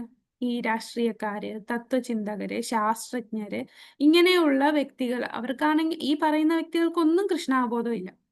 അപ്പൊ അങ്ങനെയുള്ള അന്ധരുടെ പുറകെയിലാണ് അന്ധരായിട്ട് പോകുന്നത്. അന്ധരെയാണ് അവർ ഫോളോ ചെയ്യുന്നത്. ഒരു അന്ധന്റെ പുറകെ പോയാൽ എവിടെ ചെന്ന് വീഴും? കുഴിയിൽ ചെന്ന് വീഴും. അതാണ് ഇപ്പൊ സംഭവിക്കുന്നത്. പിന്നെ നമ്മൾ ഭഗവത്ഗീതയിൽ പറയുന്ന 4 തരം ആൾക്കാര് ഭഗവാനെ ആശ്രയിക്കില്ല അല്ലേ? ആരൊക്കെയാണ് ആ 4 തരം ആൾക്കാര്? നമാം ദുഷ്കൃതിനോ മൂഢ. ആരൊക്കെയാണ്? മൂഢന്മാര്, ആരാധകന്മാർ, അരാധമന്മാർ, മായയാൽ അപഹരിക്കപ്പെട്ടവർ, മായയാൽ അപഹരിക്കപ്പെട്ടവർ, മായ ആസുര സ്വഭാവം, ആസുര സ്വഭാവമുള്ളവർ അല്ലെ? അപ്പം ഈ ദുഷ്കൃതികളായിട്ടുള്ള വ്യക്തികൾ ഇത്രയും പേരെന്താണ്? ഭഗവാനെ ശരണം പ്രാപിക്കുകയില്ല. അപ്പൊ അവരൊരിക്കലും ഭഗവാനെ ആശ്രയിക്കുന്നില്ല. അവര് കൂടാതെ എന്ത് ചെയ്യും? വേറെ ആരെങ്കിലും ഇത് ചെയ്യാൻ തുനിഞ്ഞാൽ അവരെ തന്നെ എതിർക്കുകയും ചെയ്യും. അങ്ങനെയുള്ളവരാണ് ഈ ദുഷ്കൃതികൾ അല്ലെ? അവരോ ചെയ്യത്തില്ല, വേറൊരാൾ ചെയ്യാനും സമ്മതിക്കില്ല. അതിനെ മുടക്കാനായിട്ട് പല കാര്യങ്ങൾ പറയും. അത്തരം നിരീശ്വരന്മാർ സമൂഹത്തിന്റെ നേതാക്കളാകുമ്പോൾ അന്തരീക്ഷം മുഴുവനും അവിദ്യയാൽ അതിവ്യാപ്തമായി തീരുന്നു. ഈ സാഹചര്യത്തിൽ കാമില രോഗി കൽക്കണ്ടത്തെ രുചിക്കുവാൻ ഇഷ്ടപ്പെടാത്തതുപോലെ ആരും കൃഷ്ണാബോധ പുസ്തകത്തിൽ പ്രവേശിക്കാൻ ഉത്സാഹിക്കുന്നില്ല. എന്നിരിക്കലും കാമിലയ്ക്ക് പ്രത്യേക മരുന്നാണ് കൽക്കണ്ടം എന്ന് ഓർമ്മിക്കുക. അതുപോലെ മനുഷ്യ സമൂഹത്തിന്റെ ഇപ്പോഴത്തെ ഈ കുഴപ്പം പിടിച്ച പരിസ്ഥിതിയിൽ ലോകത്തെ ശരിയായ മാർഗത്തിൽ പുനഃസ്ഥാപിക്കുന്നതിനുള്ള ഒരേ ഒരു പോംവഴി എന്താണ്? ഒരേ ഒരു പോംവഴി? ഹരേ കൃഷ്ണ കൃഷ്ണ കൃഷ്ണ ഹരേ ഹരേ, ഹരേ രാമ രാമ രാമ ഹരേ ഹരേ എന്ന കൃഷ്ണന്റെ പുണ്യനാമം കീർത്തിക്കുന്ന കൃഷ്ണാവബോധമാണ്. അവിദ്യാരോഗഗ്രസ്തനായ ഒരാൾക്ക് കൃഷ്ണാബോധം രുചികരമായി തോന്നുകയില്ല. ഭൗതിക രോഗത്തിൽ നിന്ന് മുക്തി നേടണമെങ്കിൽ അതൊന്ന് നോട്ട് ചെയ്തോളൂ. മുക്തി നേടണമെങ്കിൽ എന്ത് ചെയ്യണം? ശ്രദ്ധയോടും വിശ്വാസത്തോടും അതിനെ തന്നെ ആശ്രയിക്കണം. അതായത് ഭഗവാന്റെ നാമത്തെ ശ്രദ്ധയോടും വിശ്വാസത്തോടും ആശ്രയിക്കുക. ഹരേ കൃഷ്ണ മഹാമന്ത്രം ജപിക്കുന്നതാണ് ചികിത്സയുടെ തുടക്കം. എന്തുകൊണ്ടെന്നാൽ ഭഗവൻ നാമകീർത്തനം കൊണ്ട് ഭൗതിക ജീവിതം നയിക്കുന്ന ഒരാളുടെ എല്ലാ അബദ്ധധാരണങ്ങളും നീങ്ങിപ്പോകുന്നു. ചേതോദർപ്പണ മാർജനം. അവിദ്യ എന്നത് തൻ്റെ തന്നെ ആത്മീയ വ്യക്തിത്വത്തെക്കുറിച്ച് ധാരണയില്ലായ്മയാണ്. അത് അഹങ്കാരത്തിന്റെ ആധാരമാണ്. അപ്പൊ ഈ ദുരാശ്രയർ, ഭൗതിക മായാലോകത്തെ ആശ്രയിക്കുന്നവർ, അതില് ഒരു കൂട്ടം ആൾക്കാർ എങ്ങനെയാണ്? ദുഷ്കൃതികളാണ്, ഭഗവാനെ ആശ്രയിക്കാത്തവരാണ്.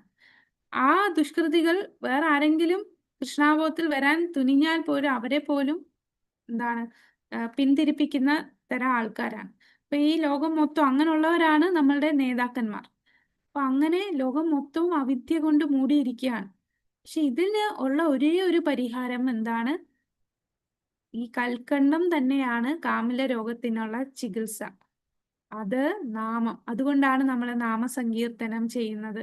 നമ്മൾ പല രീതിയിലും ആൾക്കാരിൽ ഇത് എത്തിക്കാൻ, അവർക്ക് അജ്ഞാത സുകൃതി കൊടുക്കാനായിട്ട് നമുക്ക് എന്തൊക്കെ ചെയ്യാം? അജ്ഞാത സുകൃതി കൊടുക്കാനായിട്ട് അവർ പോലും അറിയാതെ അവർക്ക് മെഡിസിൻ കൊടുക്കുകയാണ് നമ്മൾ അല്ലെ? ഒരു കുട്ടിക്ക് നേരിട്ട് മരുന്ന് കൊടുക്കാൻ അവൻ സമ്മതിക്കില്ല. അപ്പൊ അവൻ അറിയാതെ അവന് മരുന്ന് കൊടുക്കാൻ ശ്രമിക്കുകയാണ്. അതെങ്ങനെയൊക്കെ നമുക്ക് ചെയ്യാം?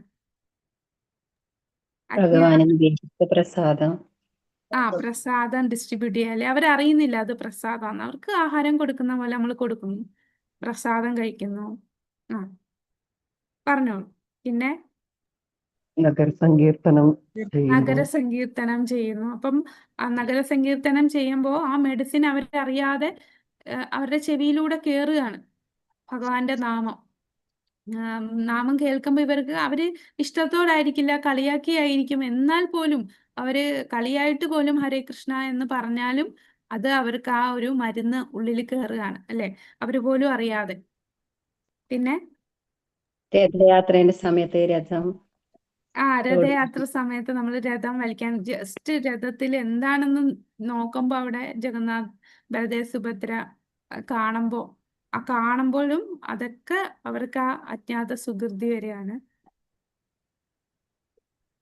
പിന്നെ പറഞ്ഞോളൂ. പ്രഭുപാദര് ഫോക്കസ് ചെയ്തിരിക്കുന്ന പുസ്തകങ്ങൾ, ബുക്ക് ഡിസ്ട്രിബ്യൂഷൻ, ചരണാമൃതം, ക്ഷേത്രത്തിൽ ചരണാമൃതം കൊടുക്കുന്നത്, പിന്നെ ബുക്ക് ഡിസ്ട്രിബ്യൂഷൻ അല്ലെ, ബുക്ക് നമ്മൾ അവരെ ജസ്റ്റ് അവർ വാങ്ങിച്ചില്ലെങ്കിലും നമ്മൾ അവരുടെ കയ്യിൽ ബുക്ക് കൊടുത്താൽ തന്നെ അതൊരു പുണ്യാന്നാണ് പറയുന്നത്. ഒരു ബുക്കൊന്ന് പ്രഭാതരുടെ ബുക്കാണ്, അത് അവർ പിടിക്കുമ്പോൾ തന്നെ അവർ വേണ്ടാന്ന് പറഞ്ഞ് തന്നാലും ജസ്റ്റ് ഒന്ന് മറിച്ച് നോക്കി ഒരു ശ്ലോകങ്ങൾ നോക്കുമ്പോൾ പ്രഭാത് പറയല്ലേ, ഇതിലൊരു വാക്ക് വായിച്ചാൽ തന്നെ അവർക്ക് മുക്തിയിലേക്ക് പോകാനുള്ള തുടക്കമായി എന്നാണ്.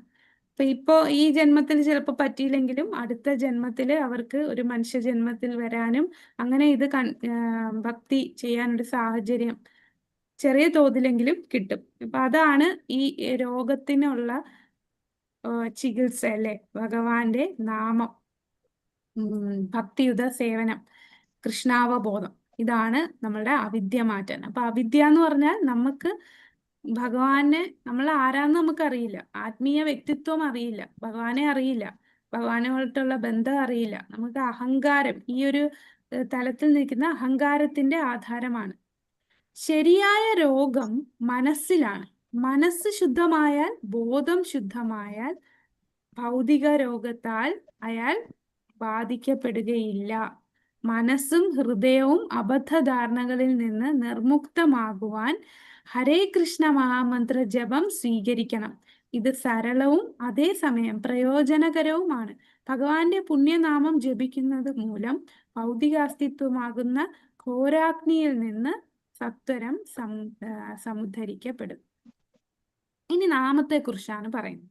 ഭഗവാന്റെ നാമം തന്നെ 3 ഘട്ടങ്ങളുണ്ട് ഭഗവാന്റെ നാമത്തിന്. ഏതൊക്കെയാണ് 3 ഘട്ടങ്ങൾ? ഒന്നാമത്തേത് അപരാധങ്ങളുടെ ഘട്ടം. അപരാധങ്ങളുടെ ഘട്ടം എന്ന് പറഞ്ഞാൽ നാമ അപരാധ, അതാണ് ഫസ്റ്റ് സ്റ്റേജ്. അപ്പൊ ഭഗവാന്റെ നാമം ജപിക്കുന്ന 3 ഘട്ടത്തിൽ ആദ്യത്തേത് നാമ അപരാധം. രണ്ടാമത്തേത് അപരാധങ്ങൾ ചുരുങ്ങി വരുന്ന ഘട്ടം, അപരാധങ്ങൾ കുറയുന്നു, അതിനെയാണ് നാമാഭാസ എന്ന് പറയുന്നത്. അപ്പൊ നാമാപരാധ, രണ്ടാമത്തേത് നാമാഭാസ. ഇനി മൂന്നാമത്തേത് അപരാധ നിർമുക്തമാകുന്ന വിശുദ്ധ ഘട്ടം, അതാണ് ശുദ്ധനാമം. അപ്പം ഭഗവത് നാമം 3 ഘട്ടമാണ്: നാമാപരാധ, നാമാഭാസ, ശുദ്ധനാമം.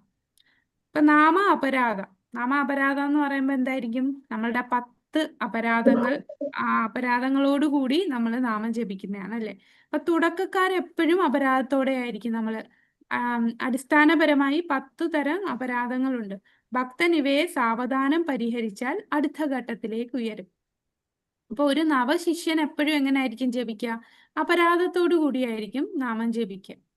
അപ്പൊ 10 നാമാപരാധം, അതുകൊണ്ടാണ് നമ്മൾ എപ്പോഴും 10 നാമാപരാധം പറഞ്ഞിട്ട് നാമജപം തുടങ്ങുന്നത്. അത് ജസ്റ്റ് മെക്കാനിക്കലായിട്ട് നമ്മൾ പറഞ്ഞു പോവുകയല്ല, അതിൽ ഓരോ വാക്കും നമ്മൾ മനസ്സിരുത്തണം. ഈ അപരാധങ്ങൾ ഞാൻ ചെയ്യാൻ പാടില്ല, അത് മനസ്സിലാക്കി നമ്മൾ നാമം ജപിക്കുമ്പോൾ നമുക്ക് അടുത്ത ഘട്ടത്തിലേക്ക് പോകും. അപ്പൊ ഈ അപരാധങ്ങളെല്ലാം വരാനുള്ള ഒരു മെയിൻ റീസൺ എന്താണ്? വേറൊരു ക്ലാസ്സിൽ പറഞ്ഞിട്ടുണ്ട് നമ്മൾ. ഈ 10 അപരാധങ്ങളും വരാനുള്ള ഒരു പ്രധാന കാരണം നമ്മൾ ഭക്തിരസാമൃത സിന്ധുവിൽ പറഞ്ഞു. അതിലൊരു 11ാമത്തെ അപരാധം എന്ന് പറഞ്ഞ് ഭക്തി വിനോദ് ഠാക്കൂർ പറഞ്ഞിട്ടുണ്ട്.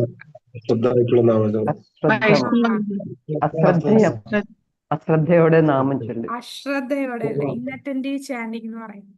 അശ്രദ്ധയോടെയുള്ള നാമജപമാണ് ഈ 10 അപരാധങ്ങൾ നമ്മൾ ചെയ്യാനുള്ള മൂല കാരണം. അപ്പൊ ഈ ശ്രദ്ധയോടെ, അതുകൊണ്ടാണ് നമ്മൾ ഇവിടെ ഒരു സെന്റൻസ് പറയുന്നില്ലേ, ശ്രദ്ധയോടെ, വിശ്വാസത്തോടും ശ്രദ്ധയോടും നമ്മൾ നാമം ജപിക്കണം, ഭക്തി ചെയ്യണം. എന്നാലേ നമുക്ക് അടുത്ത ഘട്ടത്തിലേക്ക് നാമജപത്തിന്റെ അപരാധങ്ങൾ ഒഴിവാക്കി, അപരാധങ്ങൾ ചുരുക്കി അവസാനം ലാസ്റ്റ് സ്റ്റേജ് ഏതാണ്? ശുദ്ധനാമത്തിലെത്താൻ സാധിക്കുള്ളൂ. ഈ നാമാഭാസത്തിൽ നാമം ജപിച്ച ഒരു ഭക്തൻ ഏതാണെന്നറിയോ? നമ്മുടെ ഭാഗവതത്തില് ഒരു ലീലയിൽ പറയുന്നത്. നാമാഭാസത്തിൽ അദ്ദേഹം നാമം ജപിച്ചപ്പോൾ അദ്ദേഹത്തിന്റെ നാമം നാമാഭാസ സ്റ്റേജിലായിരുന്നു. അതുകൊണ്ട് അദ്ദേഹത്തിന്, ബാക്കി പറഞ്ഞാൽ മനസ്സിലാവും. അജാമിളൻ മകനെയാണ് നാരായണ എന്ന് വിളിക്കുന്നത്. എന്നാലും അദ്ദേഹം വിളിക്കുന്നത് നാമാഭാസത്തിലായിരുന്നു, അപരാധം ഇല്ലാതെയായിരുന്നു അദ്ദേഹം വിളിക്കുന്നത്. അത് നമ്മൾ ഭാഗവതം രാജാമലീല ഭാഗം വായിക്കുമ്പോൾ അറിയാം. ഓരോ വട്ടം കുഞ്ഞ് ജനിക്കുമ്പോൾ പേരിട്ടതിന് ശേഷം എപ്പോഴും കുഞ്ഞിനെ വിളിക്കും. അപ്പോൾ ഓരോ വട്ടവും നാരായണ വാ, നീ കഴിച്ചോ, നാരായണ വാ ഇരിക്കാം, നീ കുടിക്ക്, കളിക്ക്, ഇരിക്ക് എന്നൊക്കെ പറയുമ്പോൾ എപ്പോഴും നാരായണ നാരായണ എന്ന് പറയുമ്പോൾ ഓരോ വട്ടം നാരായണ എന്ന് പറയുമ്പോൾ ഇദ്ദേഹം ചെയ്ത പാപങ്ങളൊക്കെ ഇല്ലാതായി പോവുകയാണ്. അവസാനം യമദൂതന്മാര് വന്നപ്പോ നാരായണ എന്ന് ആ മകനെ വിളിച്ചത് അത് നാമാഭാസ സ്റ്റേജാണ്. നാമാഭാസം എന്ന് പറയുമ്പോൾ എല്ലാ പാപങ്ങളെയും കത്തിച്ചു കളയുന്ന ആ സ്റ്റേജിലായി. പക്ഷെ നാമാഭാസ സ്റ്റേജിൽ നിന്നാ മതിയോ? പാപമൊന്നുമില്ല, അപരാധം ഒക്കെ ഇല്ലാതെ ഇങ്ങനെ ജപിച്ചാ മതിയോ? അദ്ദേഹം ഉടനെ മുക്തി കിട്ടിയോ? ഉടനെ വൈകുണ്ഠത്തിൽ പോയോ? എവിടേക്കാണ് പോയത്? യമദൂതന്മാരും പോയി, വിഷ്ണുദൂതന്മാരും പോയി. അപ്പൊ അദ്ദേഹത്തിന് തിരിച്ചറിവുണ്ടായി താൻ ഇത്രയും നാളും ചെയ്തത് വളരെ തെറ്റായിട്ടുള്ളൊരു ജീവിതമായിരുന്നു. ഇനി സമയം കളയാനില്ല. അദ്ദേഹം ഹരിദ്വാറിൽ പോയിട്ട് ഭഗവാനെ ധ്യാനിക്കുകയായിരുന്നു അല്ലെ. അതിനുശേഷം ശുദ്ധനാമം വരുമ്പോഴേ നമുക്ക് ആ മുക്തിയിൽ പോകാൻ പറ്റും. ശുദ്ധനാമം എന്ന് പറയുമ്പോൾ അപരാധ നിർമുക്തം, പാപങ്ങൾ ഇല്ലാതാക്കിയാൽ മാത്രം പോരാ, നമുക്ക് ആ ഭഗവാനുമായിട്ടുള്ള ബന്ധം സ്ഥാപിക്കണം. ഒരു ശുദ്ധനാമം എന്ന് പറയുമ്പോൾ ഒറ്റവട്ടം നാമം ജപിക്കുമ്പോൾ തന്നെ നമ്മൾ ആ മുക്തിയിലേക്ക് പോകും എന്നാണ് പറയുന്നത്. ഒരു ശുദ്ധതയോടുകൂടി നമ്മളൊരു നാമം ജപിച്ചാൽ തന്നെ മുക്തി ലഭിക്കും. ആ ശുദ്ധനാമത്തില് വിശുദ്ധ നാമം, മൂന്നാമത്തെ അപരാധങ്ങൾ, ഒരു തരി പോലും അപരാധമില്ലാതെ അത്രയും സ്നേഹത്തോടെ ഈ നാമാഭാസ സ്റ്റേജില് അജാമിളൻ വരാനുള്ള കാരണം അജാമിളൻ സ്നേഹത്തോടെയാണ് തന്റെ മകനെ വിളിക്കുന്നത്. അത് ഭഗവാനെയാണ് ഞാൻ വിളിക്കുന്നത്, ആ എന്താണ് ചതിക്കാനുള്ള പ്രവണത അങ്ങനൊന്നും അദ്ദേഹത്തിനില്ല. അതായത് ഭഗവാൻ സ്നേഹത്തോടെ തന്റെ മകനെ വിളിക്കുന്നു. അപ്പൊ ഭഗവാൻ അത് തന്നെ വിളിക്കുന്നതായിട്ട് കേൾക്കുകയാണ്. അദ്ദേഹത്തിന് അറിയില്ല ഭഗവാൻ നാരായണനെ വിളിക്കുന്നതിന് തുല്യമാണ് ഞാൻ എൻ്റെ മകനെ നാരായണനെ വിളിക്കുക. ഒന്നും അറിയാതെ നിഷ്കളങ്കമായിട്ട് അദ്ദേഹം തന്റെ മകനെ വിളിക്കുകയാണ്. ആ സ്നേഹത്തോടെയുള്ള ആ വിളിയാണ് അദ്ദേഹത്തിനെ ശുദ്ധീകരിച്ചുകൊണ്ടിരുന്നത്. പക്ഷെ നമ്മളിപ്പം നമ്മളുടെ മക്കളെ പേര് നാരായണ എന്നിട്ട് നാരായണ എന്ന് വിളിച്ചാൽ അത് വരില്ല. കാരണം നമ്മൾക്ക് കുറച്ച് കാര്യങ്ങളാണ്. ഞാൻ ഇങ്ങനെ ഇട്ടാല് എന്താണ് ഞാൻ ഭഗവാനെ വിളിക്കുന്നതിന് ഭഗവാൻ അത് കേൾക്കുമല്ലോ. അപ്പൊ അതെന്ന് പറഞ്ഞാൽ നമ്മളുടെ മനസ്സിൽ ഡബിൾ ആയിട്ട് ചിന്തിക്കുകയാണല്ലേ. അപ്പൊ ഭഗവാന്റെ പേര് ഞാൻ പറയുന്നുണ്ട്, എൻ്റെ മകനെയും വിളിക്കുന്നുണ്ട്. പക്ഷേ അജാമിളന് അങ്ങനെ ഒരു ചിന്തയില്ല. തന്നെ മകനെ സ്നേഹത്തോടെ വിളിക്കുന്നു. വേറെ ഒരു ദ്വന്ദ്വ രീതിയിലൊന്നും ചിന്തിക്കാതെ നിഷ്കളങ്കമായിട്ട് തന്റെ മകനെ വിളിച്ചതാണ്. അതാണ് അദ്ദേഹത്തെ പാപങ്ങളിൽ നിന്നെല്ലാം മുക്തിയാക്കിയത്. പിന്നീട് ഭക്തിയുത സേവനം ചെയ്ത് അദ്ദേഹം ശുദ്ധനാമത്തിലെത്തി. അപ്പൊ ശുദ്ധനാമം എന്ന് പറയുമ്പം പാപം മാത്രം മാറിയാൽ പോരാ, നമുക്ക് ഒരു തരി പോലും എന്താണ് പാപം ഉണ്ടാകില്ല, അപരാധം ഉണ്ടാകില്ല, ഭഗവാനോടുള്ള പ്രേമത്തിലെത്തും. ആ ശുദ്ധനാമം എന്ന് പറയുമ്പോൾ പ്രേമ സ്റ്റേജിൽ എത്തുന്നതാണ് ശുദ്ധനാമം. അപ്പൊ ഭഗവാന്റെ വിശുദ്ധ നാമം ജപിക്കുന്നതിന്റെ 3 ഘട്ടങ്ങളുണ്ട്. കുറ്റകരമായ ഘട്ടം, കുറ്റങ്ങൾ കുറയുന്ന ഘട്ടം, ശുദ്ധമായ ഘട്ടം. ഒരു നവശിഷ്യൻ ഹരേകൃഷ്ണ മന്ത്രം ജപിക്കുമ്പോൾ അവൻ പൊതുവെ പല കുറ്റങ്ങളും ചെയ്യുന്നു. അടിസ്ഥാനപരമായ 10 കുറ്റങ്ങളുണ്ട്. അവ ഒഴിവാക്കിയാൽ ആക്ഷേപകരമായ മന്ത്രോച്ചാരണത്തിലും ശുദ്ധമായ ജപത്തിലും ഇടയിൽ സ്ഥിതി ചെയ്യുന്ന അടുത്ത ഘട്ടം ഭക്തന് കാണാനാകും. ഒരാൾ ശുദ്ധമായ അവസ്ഥയിൽ എത്തുമ്പോൾ അവൻ ഉടനടി മുക്തി നേടുന്നു. അതാണ് ശുദ്ധനാമം. നമ്മൾ ഒരു വട്ടം ജപിച്ചാൽ പോലും മുക്തി ലഭിക്കും. ഇതിനെ ഭവമഹാധാവാഗ്നി നിർവാപനം എന്ന് വിളിക്കുന്നു. ഭൗതിക അസ്തിത്വത്തിന്റെ ജ്വലിക്കുന്ന അഗ്നിയിൽ നിന്ന് ഒരാളെ മോചിതനാക്കുമ്പോൾ അയാൾക്ക് അതീന്ദ്രിയ ജീവിതത്തിന്റെ രുചി ആസ്വദിക്കാൻ കഴിയും. അടുത്ത പാരഗ്രാഫ് പറയാവോ? പറഞ്ഞു വന്നത് അവിടെ തൊട്ടൊന്ന് വായിക്കാം. ഹരേ കൃഷ്ണ. വായിച്ചോളൂ മാതാജി. പറഞ്ഞു വന്നത് എന്തെന്നാൽ പറഞ്ഞു വന്ന അതെ മാതാജി. മാതാജി അവിടെ 2 ഡിവൈസ് ഉണ്ടോ? ഒരു എക്കോ കേൾക്കുന്നുണ്ട്. പറഞ്ഞു വന്നത് എന്തെന്നാൽ സംസാര രോഗമുക്തി ഉണ്ടാകണമെങ്കിൽ ഹരേ കൃഷ്ണ മന്ത്രം ജപിക്കണമെന്നാണ്. ജനങ്ങൾക്ക് ഹരേ കൃഷ്ണ മഹാമന്ത്ര ജപത്തിനുള്ള അവസരം ലഭ്യമാക്കുക എന്നതാണ് കൃഷ്ണാവബോധ പ്രസ്ഥാനത്തിന്റെ ലക്ഷ്യം. ശ്രദ്ധയോടെ ആരംഭിക്കണം. ജപം മൂലം ശ്രദ്ധ വർദ്ധിച്ചാൽ അയാൾക്ക് കൃഷ്ണാവബോധ സമിതിയിൽ അംഗമാകാം.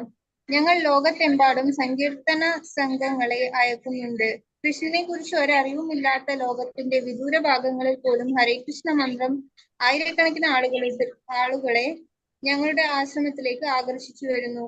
മന്ത്രം കുറച്ചു ദിവസം കേട്ടതുകൊണ്ട് മാത്രം ചില ഭാഗങ്ങളിൽ ജനങ്ങൾ തല മുണ്ടനം ചെയ്തും ഹരേ കൃഷ്ണ മഹാമന്ത്രം ജപിച്ചും കൃഷ്ണാവബോധക്കാരെ അനുകരിക്കുവാൻ ആരംഭിക്കുന്നതായും കാണുന്നു. ഇത് അനുകരണമായിരിക്കാം. എന്നാലും നല്ല കാര്യം അനുകരിക്കുന്നത് അഭികാമ്യമാണല്ലോ. ചില അനുകരണങ്ങളെക്കാൾ ക്രമത്തിൽ കൃഷ്ണാവബോധ തത്പരരായി തീർന്ന് ആചാര്യനിൽ നിന്ന് ദീക്ഷ നേടുവാൻ മുന്നോട്ട് വരാറുണ്ട്. ഹരേ കൃഷ്ണ. ഹരേ കൃഷ്ണ. ഇപ്പൊ പ്രഭുപാദര് ഇത് കൃഷ്ണാവബോധം പ്രചരിപ്പിക്കാനായിട്ട് വിദേശത്ത് പോയപ്പോ അവിടെ സീരിയസ് ആയിട്ട് എടുക്കുന്നവരെല്ലാം തലമുണ്ടനം ചെയ്ത് ശിഖ വെച്ച് നാമം ജപിക്കും. അപ്പൊ ഇത് കണ്ടിട്ട് അതിനെ അനുകരിക്കുന്ന കുറെ പേരുണ്ട്. ഹരേ കൃഷ്ണാസ് അവര് ഇങ്ങനെ ചെയ്യുന്നു. അപ്പൊ അതൊരു ഫാഷനായിട്ട് കണ്ട് മുടിയൊക്കെ മുണ്ടനം ചെയ്യുന്ന ആൾക്കാരുണ്ടായിരുന്നു. അപ്പോൾ ആ പ്രഭുപാദർ പറയാം, അത് നല്ല അനുകരണമാണെങ്കിലും നല്ല കാര്യമല്ലേ അവര് അനുകരിക്കുന്നത്. അങ്ങനെ അനുകരിച്ച് കുറച്ച് കഴിയുമ്പോൾ ചിലപ്പോൾ ഇതിൽ ആകർഷണം തോന്നി അവര് സീരിയസ് ആയിട്ട് നാമം ജപിച്ച് ദീക്ഷ ലെവലിൽ വരെ അവര് ദീക്ഷ എടുക്കാനായിട്ട് മുന്നോട്ട് വരുന്നുണ്ട്. അടുത്ത പാരഗ്രാഫ് വേറെ ആരെങ്കിലും? ഇതുവരെ വായിക്കാത്തവര് വായിക്കണേ. കൃഷ്ണ. വായിച്ചു. ആത്മാർത്ഥതയുള്ളവനു ദീക്ഷ നൽകപ്പെടും. ഭജനക്രിയ എന്നാണ് ഈ ഘട്ടത്തിനു പേർ. അപ്പോൾ മുതൽ അവൻ ഹരേ കൃഷ്ണ മഹാമന്ത്രം പ്രതിദിനം 16 വട്ടം ജപിച്ചും അവിഹിത ലൈംഗിക ബന്ധം പരിഹരിച്ചും മദ്യം വർജിച്ചും മാംസഭോജനം ഉപേക്ഷിച്ചും കളിക്കാതെയും ഭഗവത് സേവനത്തിൽ പ്രവേശിച്ചതായി കരുതാം. ഭജനക്രിയ വഴി സംസാര കാലുഷ്യങ്ങളിൽ നിന്ന് മോചനം നേടാം. അവൻ പിന്നീട് ഇറച്ചിയും ഉള്ളിയും കലർത്തി രുചികരങ്ങളാക്കിയ ഭോജ്യങ്ങൾ ലഭിക്കുന്ന ഹോട്ടലുകളിലേക്ക് കയറി ചെല്ലുകയില്ല. പുകവലിക്കുന്നതിലോ ചായയോ കാപ്പിയോ കുടിക്കുന്നതിലോ അവന് ശ്രദ്ധയുണ്ടാവുകയില്ല. അവൻ അവിഹിത ലൈംഗിക ബന്ധങ്ങൾ ഒഴിവാക്കുന്നു എന്നു മാത്രമല്ല, ലൈംഗിക ജീവിതം തന്നെ ഉപേക്ഷിക്കുന്നു. ആവശ്യമില്ലാത്ത ഭാവനകളിലോ ചൂതാട്ടങ്ങളിലോ മുഴുകി അവൻ സമയ ദുർവ്യയം ചെയ്യുകയില്ല. ഇതിനർത്ഥം അവൻ അനർത്ഥങ്ങളിൽ നിന്നു നിവൃത്തനായി തീർന്നുകൊണ്ടിരിക്കുന്നു എന്നാണ്. അനർത്ഥം എന്നതിന് ആവശ്യമില്ലാത്ത കാര്യം എന്നു വിവക്ഷ. കൃഷ്ണാവബോധ പ്രസ്ഥാനവുമായി ഗാഢബന്ധമുണ്ടാകുമ്പോൾ അനർത്ഥങ്ങൾ വിട്ടൊഴിഞ്ഞു പോകുന്നു. ഹരേ കൃഷ്ണ. ഹരേ കൃഷ്ണ. ഇപ്പൊ ദീക്ഷ കിട്ടുന്നവര് ഏത് സ്റ്റേജിലെത്തുന്നു? ശ്രദ്ധ, സാധുസംഘ. അടുത്ത സ്റ്റേജ് നമ്മൾ ദീക്ഷ എടുക്കുമ്പോഴാണ് ഭജനക്രിയ എന്ന ഘട്ടത്തിലെത്തുന്നത്. ഭജനക്രിയ. പിന്നെ ഭജനക്രിയയിലെത്തുമ്പോൾ അവരെന്താണ്? കൃത്യമായിട്ട് 16 വട്ടം നാമം ജപിക്കുന്നു, 4 യമനിയമങ്ങൾ പാലിക്കുന്നു. അങ്ങനെ അവര് ഭജനക്രിയ വഴി ഈ സംസാര കാലുഷ്യങ്ങളിൽ നിന്ന് മോചനം നേടുകയാണ്. പിന്നീട് ഇതെല്ലാം യമനിയമങ്ങൾ, ചായ, കാപ്പി ഇതൊന്നും അവർ ഉപയോഗിക്കില്ല അല്ലെ. കൂടാതെ ഭജനക്രിയയിൽ നിന്ന് പയ്യെ അവർ അനർത്ഥ നിവൃത്തി സ്റ്റേജിലേക്ക്, അനർത്ഥങ്ങൾ ഒഴിഞ്ഞൊഴിഞ്ഞു പോകുന്ന സ്റ്റേജിലേക്ക് പോയിക്കൊണ്ടിരിക്കുകയാണ്. അനർത്ഥങ്ങളിൽ നിന്ന് നിവൃതനായി തീർന്നുകൊണ്ടിരിക്കുകയാണ്. അങ്ങനെ അനർത്ഥം, ആവശ്യമില്ലാത്ത എല്ലാ അനർത്ഥവും, ഇതെല്ലാം നാമജപത്തിലൂടെ നമുക്ക് സാധിക്കും. അനർത്ഥങ്ങളെല്ലാം ഇല്ലാതാക്കാനായിട്ട് അല്ലെ. അനർത്ഥങ്ങൾ ഇല്ലാതാക്കി പിന്നെ അടുത്തത് നിഷ്ഠ സ്റ്റേജിലേക്ക് അവർക്ക് ഉയരാൻ സാധിക്കും. പിന്നെ നിഷ്ഠ, രുചി, ആസക്തി, ഭാവ, അടുത്തതാണ് പിന്നെ ഭാവയിൽ വരെ എത്തും. അനർത്ഥങ്ങളിൽ നിന്ന് നിവൃത്തി ലഭിച്ച ഒരാൾക്ക് കൃഷ്ണാബോധ പ്രവർത്തനങ്ങളിൽ ഉറച്ചു നിൽക്കും. അനർത്ഥ നിവൃത്തിയിലിരിക്കുന്നവരായിരിക്കും നല്ല സ്റ്റേൺ ആയിട്ട് കൃഷ്ണാബോധത്തിൽ നിൽക്കുന്നത്. പക്ഷെ ഈ അനർത്ഥ നിവൃത്തി, ആ സ്റ്റേജ് കടക്കുക എന്ന് പറഞ്ഞാല് ചിലർക്ക് ജന്മങ്ങൾ എടുക്കും. അത് ആ ഒരു സ്റ്റേജില് അനർത്ഥങ്ങൾ നിവൃത്തി എന്ന് പറയുമ്പോൾ നമ്മളുടെ ആന്തരികമായിട്ടുള്ള സൂക്ഷ്മമായിട്ടുള്ള കാമക്രോധ മോഹ ലോഭ മത മാത്സര്യം ഇവയെല്ലാം ഇല്ലാതാക്കുന്നതാണ്. അതാണ് ഏറ്റവും പ്രയാസം. ബാഹ്യമായിട്ടുള്ളതൊക്കെ പെട്ടെന്ന് നടക്കും. നമ്മൾ ഈ 4 യമനിയമങ്ങളൊക്കെ ബാഹ്യമായിട്ടുള്ളതാണ്. നമ്മൾ കഴിക്കുന്ന ഭക്ഷണത്തിൻ്റെയും നമ്മൾ ജപിക്കുന്നത് 16 വട്ടം ജപിക്കുക, അതൊക്കെ മുന്നോട്ട് പോകും. പക്ഷെ നമ്മളുടെ കാമവും ക്രോധവും മോഹം ലോഭം മാത്സര്യം ഇതൊക്കെ പോകാനായിട്ട് സമയമെടുക്കും. പക്ഷെ അതും പോകാനും എന്താണ് സൊല്യൂഷൻ? ശ്രദ്ധയോടെ നാമം ജപിക്കുക. ഓരോ മന്ത്രവും നമ്മൾ ചെവിയിലൂടെ കേൾക്കുക. മറ്റുള്ള കാര്യങ്ങളൊന്നും ചിന്തിക്കാതിരിക്കുക. നമ്മൾ നാമം ജപിക്കുമ്പോൾ ഉള്ള ഒരു പ്രശ്നമാണല്ലേ, നമ്മൾ പല പ്ലാനിങ് ആയിരിക്കും.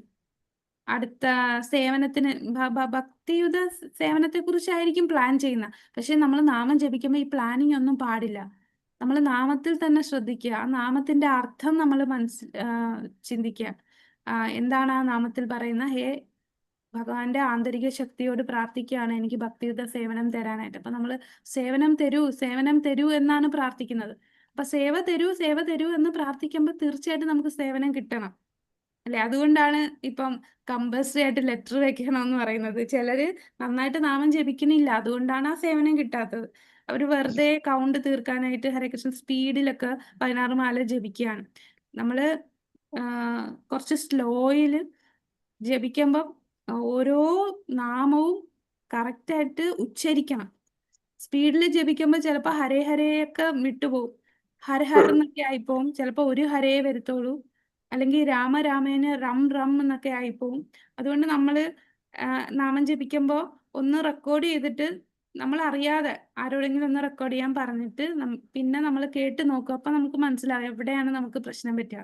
നമ്മൾ അറിയത്തില്ല, ജപിച്ചു പോകുമ്പോൾ നമ്മൾ വിചാരിക്കും നമ്മളെല്ലാം ജപിച്ചു, ഞാൻ ഇത്രയും മാല ജപിച്ചു. പക്ഷെ ഈ 16 മാല നമ്മൾ ജപിക്കാൻ പറയുന്നത് അത് വേറെ കാര്യങ്ങൾ ചെയ്തുകൊണ്ട് നമ്മൾ ജപിക്കരുത്. അത് നമ്മളുടെ ഒരു പ്രശ്നമാണ്. നമ്മൾ യാത്ര ചെയ്യുമ്പോൾ ജപിക്കും, അല്ലെങ്കിൽ വേറെ എന്തെങ്കിലും ചെയ്യുകയാണെങ്കിൽ ഹരേ കൃഷ്ണ അത് ശ്രദ്ധയോടുള്ള നാമജപം അല്ല. ശ്രദ്ധയോടെ നാമജപം എന്ന് പറഞ്ഞാൽ മറ്റൊരു കാര്യം നമ്മൾ ചെയ്യില്ല. നമ്മൾ ആ ബ്രഹ്മമുഹൂർത്ത ആ സമയത്ത് മംഗളാരതി കഴിഞ്ഞ ആ ജപ ടൈമിൽ ജപം മാത്രം, ഫോണെല്ലാം മാറ്റി ഇതിന്റെ ഫ്രണ്ടിൽ ഇരിക്കുമ്പോൾ നമ്മളിപ്പോൾ മംഗളാരതി കാണുമ്പോൾ ഫോണിൽ നിൽക്കുവാണെങ്കിൽ ഓക്കെ, അല്ലാതെ നമ്മൾ ഫോണൊക്കെ സ്വിച്ച് ഓഫ് ചെയ്ത് വേറെ ഒരു കോള് ഒരു മെസ്സേജ് വേറെ ആരും വിളിക്കുന്ന ഒരു സമയമായിരിക്കില്ല, നമ്മൾ അതിൽ തന്നെ ശ്രദ്ധ കേന്ദ്രീകരിച്ച് 16 മാലയും കൃത്യമായിട്ട് ജപിക്കണം എന്നാണ് പറയുന്നത്. ഒരു മറ്റേ ദേവകി മാതാജി ദേവകി മാതാജി വന്നപ്പോൾ അത്രയും സീനിയർ ആയിട്ടുള്ള മാതാജിയാണ്. മാതാജിയുടെ ക്ലാസ്സിൽ പറഞ്ഞതാണ് നമ്മൾ നാമം ജപിക്കുമ്പോൾ നമ്മൾ സ്ലോയിൽ നമ്മൾ കരഞ്ഞുകൊണ്ട്, ഒരു കുട്ടി അമ്മയെ കാണാൻ കരഞ്ഞുകൊണ്ട് അത്രയും ഭാവത്തോടെ നമ്മൾ നാമം ജപിക്കണം എന്ന് പറയുന്നത്. അമ്മ എപ്പോഴാണ് കുട്ടിയുടെ അടുത്ത് ഓടി വരിക? കുട്ടി കരയുമ്പോൾ അമ്മ ഓടി വരും. അതുപോലെ നമ്മൾ നമ്മളുടെ ഭഗവാൻ അല്ലെ, നമ്മുടെ മാതാപിതാക്കള് അടുത്ത് കരയുകയാണ്. എനിക്ക് ഈ ഭൗതിക ലോകത്ത് നമുക്ക് ഒരു താല്പര്യം ഉണ്ടാവാൻ പാടില്ല, ഈ ഭവസാഗരത്തിൽ നിന്ന് എന്നെ രക്ഷിക്കണമേ, അങ്ങേയായിട്ടുള്ള ആ ശാശ്വത ബന്ധത്തിലേക്ക് എന്നെ എത്താനായിട്ട് എന്നെ സഹായിക്കണമേ. അത്രയും ഭാവത്തോടെ നമ്മൾ ആ ഹൃദയം കൊടുത്ത് നമ്മൾ നാമം ജപിക്കണം എന്ന് പറയാം. ആ ഹൃദയം കൊടുത്ത് ആ ഭാവത്തോടെ നമ്മൾ ഭഗവാനെ കരഞ്ഞു വിളിക്കുകയാണ്. അതാണ് എഫക്റ്റീവ് ആയിട്ടുള്ള നാമജപം. അല്ലാതെ പല കാര്യങ്ങളും ചിന്തിച്ച് പല കാര്യങ്ങൾ ആരടുത്ത് എങ്ങനെ പറയും പലതും നോക്കി, അതിനെ റഡാർ നാമജപം എന്നാ പറയുന്നത്. അത് ഇതും ചെയ്ത് അപ്പൊ ഇവിടെ നോക്കുമ്പോഴായിരിക്കും ഇവിടെ ഞാൻ വൃത്തിയാക്കിയില്ലല്ലോ, ഇത് ചെയ്യണമല്ലോ, ഇനി കുറച്ച് കഴിഞ്ഞ് എനിക്ക് തുണി കഴുകാനുണ്ട്, നാളെ എന്താണ് കുക്ക് ചെയ്യുക, ഇങ്ങനെയൊക്കെ ചിന്തിച്ച് നമ്മൾ നാമം ജപിക്കുന്ന റഡാർ ജപമാണ്. അങ്ങനെ ജപിച്ചാലും അത് വെറുതെ നമ്മൾ ജപിക്കുകയാണ്. അതിന് പറയുന്നത് മരുന്നില്ലാത്ത ക്യാപ്സ്യൂൾ കഴിക്കുന്ന പോലാണ്. നമ്മളെ ക്യാപ്സ്യൂൾ ഇല്ലേ, ആ ക്യാപ്സ്യൂളിന്റെ അകത്ത് കുറെ മരുന്നുണ്ട്. പക്ഷെ പറയുമ്പോൾ ഞാൻ 16 മാല ജപിച്ചു, പക്ഷെ എഫക്റ്റ് ഇല്ല. എഫക്റ്റ് വരണമെങ്കിൽ ആ മരുന്നുള്ളിൽ ചെല്ലണം. മരുന്നെന്ന് പറഞ്ഞാൽ ശ്രദ്ധ.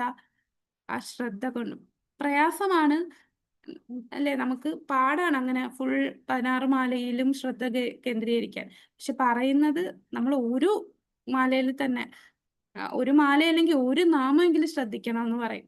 ബുർജൻ പ്രഭുവിന്റെ ജപ എന്നൊരു ബുക്കുണ്ട്, ഈ നമ്മളെ നാമജപത്തിനെയും ഇംപ്രൂവ് ചെയ്യാനായിട്ട്. അപ്പൊ അതില് പറയുന്നതാണ് ജസ്റ്റ് ഹിയർ വൺ ഒരു നാമം നമ്മൾ കേൾക്കുക. ഹരേ കൃഷ്ണ, ഞാനിപ്പോ 16 മാല ജപിക്കുന്നെങ്കിൽ ഒരു നാമം ഞാൻ ശ്രദ്ധയോടെ കേൾക്കും. ആ ചിന്തയിൽ നമുക്ക് മനസ്സിന് ഒരുപാട് എന്താ പറയാ ലോഡ് കൊടുക്കരുത്. ഞാൻ ഈ 16 മാലയും ഞാൻ ശ്രദ്ധയോടെ ജപിക്കും അങ്ങനെ കൊടുക്കരുത്. കൊച്ചായിട്ട് കൊടുക്കുക. ഒരു നാമം ഞാൻ ശ്രദ്ധയോടെ ജപിക്കും. പക്ഷെ നമ്മൾ അങ്ങനെ ജപിച്ച് നോക്കൂ, ഒന്നിൽ കൂടുതൽ നമുക്ക് ശ്രദ്ധയോടെ ജപിക്കാൻ പറ്റും. എന്നിട്ട് അടുത്ത മാല ഒരു 2-3 മാല പോയാലും കുഴപ്പമില്ല. അടുത്ത മാല ഈ മാലയിൽ ഞാൻ ഒരു നാമം ശ്രദ്ധയോടെ ജപിക്കുന്ന പറയുമ്പോൾ നമുക്ക് പയ്യെ പയ്യെ അത് 10 നാമമാവും. പിന്നെ അത് ഒരു മാല 108 നാമങ്ങൾ ഹരകൃഷ്ണ മഹാമന്ത്രമാവും. അങ്ങനെ അങ്ങനെ പയ്യെ പയ്യെ നമുക്ക് നാമത്തിലെ ശ്രദ്ധ കൂട്ടാൻ പറ്റും. അപ്പൊ ആ ശ്രദ്ധയോടെ നാമം ജപിച്ചാലേ നമുക്ക് അനർത്ഥ നിവൃത്തിയും കഴിഞ്ഞ് നിഷ്ഠ, രുചി, ആസക്തി അതിലേക്ക് കടക്കാൻ പറ്റും. അല്ലെങ്കിൽ ചരിതാമൃതത്തില് ചൈതന്യ മഹാപ്രഭു വരുന്ന കോടിക്കണക്കിന് ജന്മം നിങ്ങൾ നാമം ജപിച്ചുകൊണ്ടിരിക്കും, പക്ഷെ ഇവിടെ തന്നെ കിടക്കുക, ഒരു മുക്തിയും ലഭിക്കില്ല. കാരണം ആ ശ്രദ്ധയില്ലാതെ നാമം ജപിക്കുന്നത് കൊണ്ടാണ് അങ്ങനെ സംഭവിക്കുന്നത്. അടുത്ത പാരഗ്രാഫ്, അനർത്ഥങ്ങളിൽ നിന്ന് നിവൃത്തി. ഇതൊന്ന് വായിക്കാമോ? ഇതുവരെ വായിക്കാത്തൊരു വായിച്ചു. ഹരേ കൃഷ്ണ. ഹരേ കൃഷ്ണ. പ്രഭു വായിച്ചില്ലായിരുന്നില്ലേ? ഇല്ല, എല്ലാവരും വായിക്കട്ടെ എന്ന് കരുതി. അനർത്ഥങ്ങളിൽ നിന്ന് നിവൃത്തി ലഭിച്ച ഒരാൾക്ക് കൃഷ്ണാബോധ പ്രവർത്തനങ്ങളിൽ ഉറച്ചു നിൽക്കാം. അത്തരം പ്രവർത്തനങ്ങളിൽ ബന്ധപ്പെട്ടു നിന്ന് ഭക്തിയുടെ സേവനത്തിൽ നിന്ന് ആനന്ദോന്മാദം അനുഭവിക്കാം. ഭാവം എന്ന് ഈ അവസ്ഥയെ പറയുന്നത് അന്തർലീനമായ ഭഗവത് പ്രേമത്തിന്റെ പ്രാരംഭ ജാഗ്രതാവസ്ഥയാണ് ഇത്. ഉപാധിബദ്ധനായ ആത്മാവ് അങ്ങനെ സാംസാരിക അസ്തിത്വത്തിൽ നിന്ന് സ്വാതന്ത്ര്യം നേടി ജീവിതത്തിലെ ശാരീരിക ഭാവനയിലുള്ള താല്പര്യം ഇല്ലാത്തവരായിത്തീരുന്നു. ഭൗതിക സമ്പത്തുക്കൾ, ഭൗതിക വിജ്ഞാനം, ഭൗതികതയുടെ പലതരം ആകർഷണങ്ങൾ മുതലായവയാണ് ജീവിതത്തിലെ ശാരീരിക ഭാവന എന്നതുകൊണ്ട് ഉദ്ദേശിക്കുന്നത്. ഈ നിലവാരത്തിലെത്തുമ്പോൾ പരമപുരുഷോത്തമൻ ആരാണെന്നും അദ്ദേഹത്തിന്റെ മായ എന്താണെന്നും അയാൾക്ക് മനസ്സിലാകും. ഹരേ കൃഷ്ണ. നമ്മള് ഭാവ സ്റ്റേജിൽ എത്തുമ്പോ ഭാവം എന്ന അവസ്ഥ എന്ന് പറയുന്നത് എങ്ങനെയാണ്? അനർത്ഥ നിവൃത്തി കഴിഞ്ഞ് നിഷ്ഠ, രുചി, ആസക്തി, അത് കഴിഞ്ഞ് ഭാവയിലെത്തും. അപ്പോ അവർക്ക് ഭാവയിൽ എത്തിക്കഴിയുമ്പോൾ അവർക്ക് ഓരോന്നിലും ഭഗവാന്റെ നാമത്തിലൊക്കെ ആ രുചി ആസ്വദിക്കുകയാണ്. ഓരോ നാമത്തിലും ആസ്വദിച്ചായിരിക്കും അവർ നാമം ജപിക്കുക. 16 മാല ജപിച്ചാൽ അവർക്ക് പോരാ. എന്തുകൊണ്ട് 16,000 നാമം ജപിച്ചുകൂടാ? ആ തലത്തിൽ വരും. നമ്മൾ എങ്ങനെയും 16 തീർക്കാൻ നോക്കുമ്പോൾ 16 കൊണ്ട് മതിയാവണില്ല. 16,000 നാമം ജപിക്കാനുള്ള ആഗ്രഹം തോന്നും. അതാണ് ഭാവ. അപ്പൊ അതിൽ ആനന്ദം അനുഭവിക്കുകയാണ് ഭക്തിയുത സേവനത്തിൽ. അപ്പൊ ആ അവസ്ഥയിലെത്തുമ്പോൾ അതിൽ നിന്നാണ് പിന്നെ പ്രേമത്തിലേക്ക് എത്തുന്നത്, അല്ലെ? അപ്പൊ അങ്ങനെയുള്ള ആത്മാവിനെ ഈ ഭാവയിലെത്തിയവർക്ക് എന്താണ്? ഭൗതികമായിട്ടുള്ള ഒന്നും, ഭൗതിക വിജ്ഞാനം, ഭൗതികയുടെ ആകർഷണം, ഇവയൊന്നും അവർക്ക് താല്പര്യമില്ല. അവരെ മായ ബാധിക്കാത്ത ഒരു സ്റ്റേജാണ് ഭാവ സ്റ്റേജ്. ഭാവ സ്റ്റേജിൽ എത്തുമ്പോൾ മായാദേവി കൈ തൊഴുത് മാറി നിൽക്കും. മായാദേവി പോലും വാതിൽക്കൽ നിന്ന് ഞാൻ എന്ത് സേവനം ചെയ്യണമെന്ന് ചോദിക്കുന്ന തലത്തിലാണ് ഭാവം. പക്ഷേ നമുക്കൊരു ഉദാഹരണം അറിയാം, ഭാവ സ്റ്റേജിൽ എത്തിയിട്ടും വീണുപോയത് ആരാണ്? ഭരതരാജാവ്, അല്ലെ? ഭരതരാജ പിന്നീട് അദ്ദേഹം ജഡഭരതനായി. അപ്പൊ ഭരതരാജാവ് ഭാവ സ്റ്റേജിലായിരുന്നു ഇരുന്നത്. ഭാവ സ്റ്റേജിൽ നിന്നെങ്കിലും അദ്ദേഹത്തിന് എന്താണ്, ആ മാനിനെ സംരക്ഷിക്കേണ്ടത് ഞാനാണ് എന്നൊരു ചെറിയ അഹങ്കാരം തോന്നി. ഈ ഭാവയിൽ എത്തി അദ്ദേഹത്തിന് വീണു പോകാനുള്ള മെയിൻ കാരണം എന്തായിരുന്നു? അദ്ദേഹം സംഘമില്ല, അസോസിയേഷൻ ഇല്ല, അല്ലെ? ഭക്തസംഘമില്ല. ഒരു ഭക്തന്മാരുടെ കൂടെയാണ് അദ്ദേഹം ഇത് ചെയ്തെങ്കിൽ ഒരു ഭക്തൻ പറഞ്ഞു കൊടുത്ത് ഒന്ന് ഓർമ്മിപ്പിച്ചേനെ, അങ്ങ് എന്താണ് ഈ ചെയ്യുന്നത്? ഈ മാനിനെ നോക്കാനാണോ ഇവിടെ വന്നത്? ഭഗവാന്റെ അടുത്ത് എത്താനല്ലേ? ആ മാനെ ഭഗവാൻ സംരക്ഷിക്കുമല്ലോ, നമ്മൾ സംരക്ഷിച്ചാലേ അതിന് ജീവിക്കാൻ പറ്റുമല്ലോ. ആ ഒരു തോട്ട് പറയുമ്പോൾ അദ്ദേഹം തിരിച്ചു വന്നേനെ. അപ്പൊ അതൊക്കെ അദ്ദേഹത്തിലൂടെ നമുക്കോരോ ഉദാഹരണങ്ങൾ ഭഗവാൻ തരുന്നതാണ്. അവരൊക്കെ ഉയർന്ന ഭക്തരാണല്ലേ, നമുക്കോരോ ലെസൺസ് തരികയാണ് ഇതുപോലുള്ള ഭക്തന്മാരിലൂടെ. ആ ഭാവഘട്ടത്തിൽ ഒരു എക്സെപ്ഷണൽ കേസാണ്. മായ ബാധിക്കില്ല എന്ന് പറഞ്ഞാലും നമുക്കൊരു എക്സെപ്ഷണൽ കേസ് പറയുന്നത് ഭരതരാജാവിന്റെ കാര്യമാണ്. മായയ്ക്ക് നാശമില്ലെങ്കിലും ഭാവഘട്ടത്തിലെത്തിയ ഭക്തനെ അതിനൊന്നും ചെയ്യാൻ സാധിക്കുകയില്ല. എന്തുകൊണ്ടെന്നാൽ ഭക്തന് മായയുടെ യഥാസ്ഥിതി അറിയുവാൻ കഴിയും. കൃഷ്ണ വിസ്മൃതിയാണ് മായ. എന്താണ് മായ? ഭഗവാനെ മറക്കുന്നതാണ് മായ. ഭഗവത് സ്മരണയിലും കൃഷ്ണാബോധ നിഴലും വെളിച്ചവും പോലെ അടുത്തടുത്ത് നിൽക്കുന്നു. നിഴൽ നിൽക്കുന്നവന് വെളിച്ചം നൽകുന്ന സൗകര്യ സൗഭാഗ്യങ്ങൾ അനുഭവിക്കാൻ പറ്റുകയില്ല. അല്ല, വെളിച്ചത്തിലാണ് ഒരുവൻ നിൽക്കുന്നതെങ്കിൽ നിഴലിന്റെ ഇരുട്ടിന് അവനെ ഒന്നും ചെയ്യാൻ കഴിയുകയില്ല. കൃഷ്ണാവബോധത്തിൽ പ്രവേശിച്ചവൻ പതുക്കെ പതുക്കെ സ്വതന്ത്രനായി വെളിച്ചത്തിൽ നിൽക്കുന്നു. വാസ്തവത്തിൽ അവൻ ഇരുട്ടിനെ സ്പർശിക്കുക പോലും ചെയ്യുന്നില്ല. അതാണ് ചൈതന്യ ചരിതാമത്തിൽ പറയുന്ന കൃഷ്ണ സൂര്യസമ മായാഹയ അന്ധകാരം. സൂര്യനുള്ളടുത്ത് അന്ധകാരം വരില്ല, അല്ലെ? അതാണ് കൃഷ്ണനുള്ളടുത്ത് സദാസമയം കൃഷ്ണസ്മരണയിൽ ഇരിക്കുന്ന വ്യക്തിക്ക് എവിടെ മായ ബാധിക്കാനാണ്? മായ അന്ധകാരമാണ്. കൃഷ്ണ സൂര്യസമ യാഹാൻ കൃഷ്ണ താഹാൻ നാഹി മായാര അധികാരം. കൃഷ്ണനെ പ്രകാശത്തോട് ഉപമിക്കുന്നു, മായയെ അന്ധകാരത്തോടും. പ്രകാശമുള്ള ദിക്കിൽ അന്ധകാരത്തിന് അവകാശമില്ല. കൃഷ്ണാബോധത്തിൽ പ്രവേശിച്ചാൽ മായയാകുന്ന അന്ധകാരം കൃഷ്ണന്റെ ബാഹ്യ ചൈതന്യത്തിന്റെ സ്വാധീനത ഉടൻ തന്നെ ഇല്ലാതാകും. ഹരേ കൃഷ്ണ. അതാണ് നമ്മളുടെ ഇന്നത്തെ ഈ ശ്ലോകം, 7ാമത്തെ ശ്ലോകം. ചെറിയ ശ്ലോകമാണ്, അല്ലെ? അപ്പൊ ഇതില് പറയുന്നത് നാമം. ഇപ്പോ ശ്രീല രൂപ ഗോസ്വാമി 7ാമത്തെ ശ്ലോകത്തിൽ എത്തിയപ്പോഴാണ് നാമത്തിന്റെ കാര്യം പറഞ്ഞത്. അതുവരെ 6 ശ്ലോകങ്ങൾ പറഞ്ഞു, അവിടെ ഒന്നും നാമത്തിനെ കുറിച്ച് പറഞ്ഞില്ല. നമ്മളെപ്പോഴും പറയുന്ന നാമം, നമ്മളൊരു തുടക്കക്കാരനോട് ആദ്യം പറയാം നിങ്ങൾ നാമം ജപിക്കൂ എന്നാണ്. പക്ഷെ ശ്രീല രൂപ ഗോസ്വാമി ഇത് പറഞ്ഞത് 7ാമത്തെ ശ്ലോകത്തിൽ വന്നപ്പോ. അതെന്തുകൊണ്ടാണ്?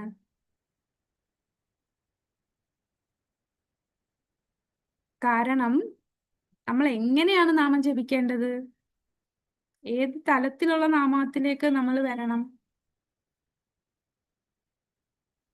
നാമം ശുദ്ധനാമത്തിൽ എത്തണം, അല്ലെ? അശുദ്ധനാമത്തിൽ എത്തണമെങ്കിൽ എന്ത് ഒഴിവാക്കണം?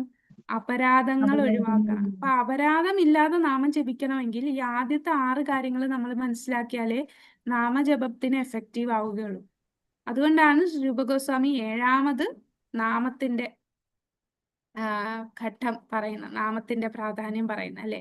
ഭഗവാന്റെ നാമം രൂപഗുണലീലകൾ മധുരമുള്ളതാണ്. അപ്പൊ അതിനുള്ള മരുന്ന് ഭഗവാന്റെ നാമം തന്നെ ജപിക്കുകയാണ്. അത് ജപിക്കണമെങ്കിൽ അത് ശ്രദ്ധയോടെ നമ്മൾ ജപിച്ച് അപരാധം ഇല്ലാതാകണമെങ്കിൽ നമ്മളുടെ ഇന്ദ്രിയങ്ങളെ നിയന്ത്രിക്കണം, പ്രേരണകളെ നിയന്ത്രിക്കണം, ഭക്തിക്ക് അനുകൂലമായിട്ടുള്ള കാര്യങ്ങൾ ചെയ്യണം, പ്രതികൂലമായിട്ടുള്ളത് ചെയ്യാൻ പാടില്ല. ഭക്തന്മാരെ, അല്ലെ? ഭക്തന്മാരെ എങ്ങനെയാണ് ഭക്തന്മാരോട്? നാമാപരാധത്തിലെ ഫസ്റ്റ് അപരാധം എന്താ പറയാ? ഫസ്റ്റ് അപരാധം തന്നെ ഭക്തനോട് ചെയ്യുന്ന അപരാധമാണ്. ഭഗവാന്റെ നാമം പ്രചരിപ്പിക്കാൻ വേണ്ടി ജീവിതം വെച്ചിരിക്കുന്ന ഭക്തന്മാരെ നിന്ദിക്കുക. അപ്പൊ അതിന് നമ്മൾ ഭക്തന്മാരുമായിട്ട് ആരൊക്കെയാണ് ഭക്തന്മാരെന്ന് മനസ്സിലാക്കുക, ഭക്തന്മാരെ ഏത് ഭാവത്തിൽ നമ്മൾ കാണണം, അതൊക്കെ മനസ്സിലാക്കിയിട്ട് നാമം ജപിച്ചാലേ അപരാധമില്ലാതെ നാമം ജപിക്കാൻ പറ്റുകയുള്ളൂ. അതാണ്. അപ്പൊ ഇവിടെ ഒരു കാര്യം നമ്മൾ ഇവിടെ പറയുന്നുണ്ട്, ഒരു വൈഷ്ണവനെയും സാധുവിനെയും നമ്മള് എന്താണ് to blaspheme the devotees who dedicated the life for propagating holy name of the lord. അപ്പൊ അതിലൊരു വൈഷ്ണവനുണ്ട്, സാധുവുണ്ട്. ഞാൻ ക്ലാസ്സിൽ കേട്ട കാര്യം പറയാണ്, ഷെയർ ചെയ്യാനാണ്. അപ്പൊ അതില് സാധു എന്ന് പറയുമ്പോ ഒന്ന് ഭക്തനുണ്ട്, പിന്നെ ഈ ഇവരുണ്ടല്ലോ അവ്യക്തിഗതവാദികൾ, മായാവാദികൾ. അപ്പൊ അവരെ നമുക്ക് അവരോട് നമ്മള് ബഹുമാനിക്കാതിരുന്നാ കുഴപ്പമില്ലേ? ഭക്തനെ ഓക്കെ നമ്മൾ ബഹുമാനിക്കണം എന്ന് പറയുന്നുണ്ട്, പക്ഷെ ഒരു സാധു എന്ന് പറയുമ്പോൾ നമ്മള് സന്യാസ വേഷം കിട്ടിയപ്പം ശങ്കരാചാര്യ ഫിലോസഫി ഫോളോ ചെയ്യുന്ന ഏകദണ്ഡ സന്യാസിമാരുണ്ട്. അങ്ങനെയുള്ളവരെയും അത് ഫോളോ ചെയ്യുന്ന ഭക്തന്മാരെയും നമ്മൾ നിന്ദിക്കണോ, അതോ അവരെയും നമ്മൾ ബഹുമാനിക്കണമോ? ബഹുമാനിക്കണം. പക്ഷെ എന്താണ് നമ്മൾ ആ വ്യക്തിയെ നമ്മൾ ബഹുമാനിക്കണം, പക്ഷെ അവര് ഫോളോ ചെയ്യുന്ന ആ തത്വത്തെയാണ് നമ്മൾ സ്വീകരിക്കാത്തത്. അവരുടെ ഫിലോസഫി നമ്മൾ സ്വീകരിക്കുന്നില്ല, പക്ഷെ ആ വ്യക്തിത്വത്തെ നമ്മൾ ബഹുമാനിക്കുന്നുണ്ട്. അതുകൊണ്ട് നമ്മൾ ഒരിക്കലും വിചാരിക്കില്ല ഞാൻ വൈഷ്ണവ ഭക്തനെ മാത്രമേ ബഹുമാനിക്കൂ, ബാക്കിയുള്ള സാധുക്കൾ വന്നാൽ നമ്മൾ ബഹുമാനിക്കരുത് എന്ന് തെറ്റിദ്ധരിക്കല്. കാരണം ചൈതന്യ ചരിതാമൃതം വായിക്കുമ്പോൾ നമുക്കറിയാം അവിടെ ഫുള്ള് എന്താണ് മായാവാദത്തെ അടിച്ചമർത്തുകയാണ്.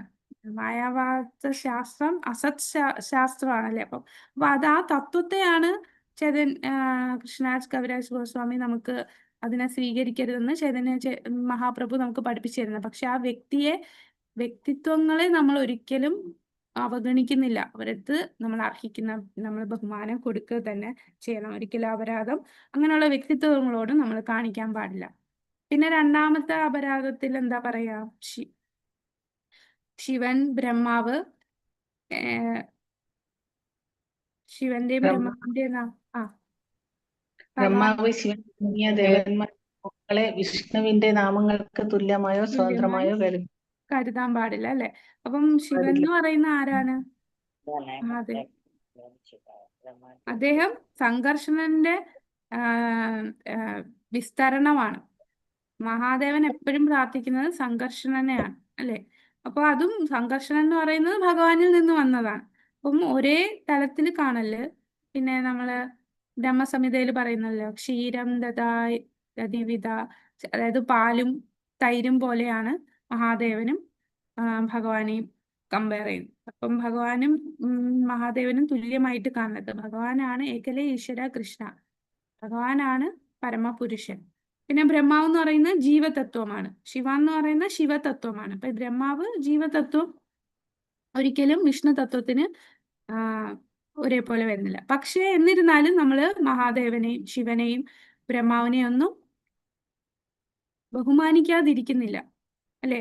ഒരു ഭഗവാന്റെ ഭക്തന്മാരാണ്. ഒരിക്കലും ഞാൻ വിഷ്ണു ഭക്തനാണ് അതുകൊണ്ട് ഞാൻ വേറെ ആരെയും നോക്കില്ല, അങ്ങനെയും നമ്മൾ ചിന്തിക്കാൻ പാടില്ല. എല്ലാരെയും നമ്മൾ ഭഗവത് ഭക്തരായിട്ട് ബഹുമാനിക്കണം. പിന്നെ മൂന്നാമത് പറയുന്നത്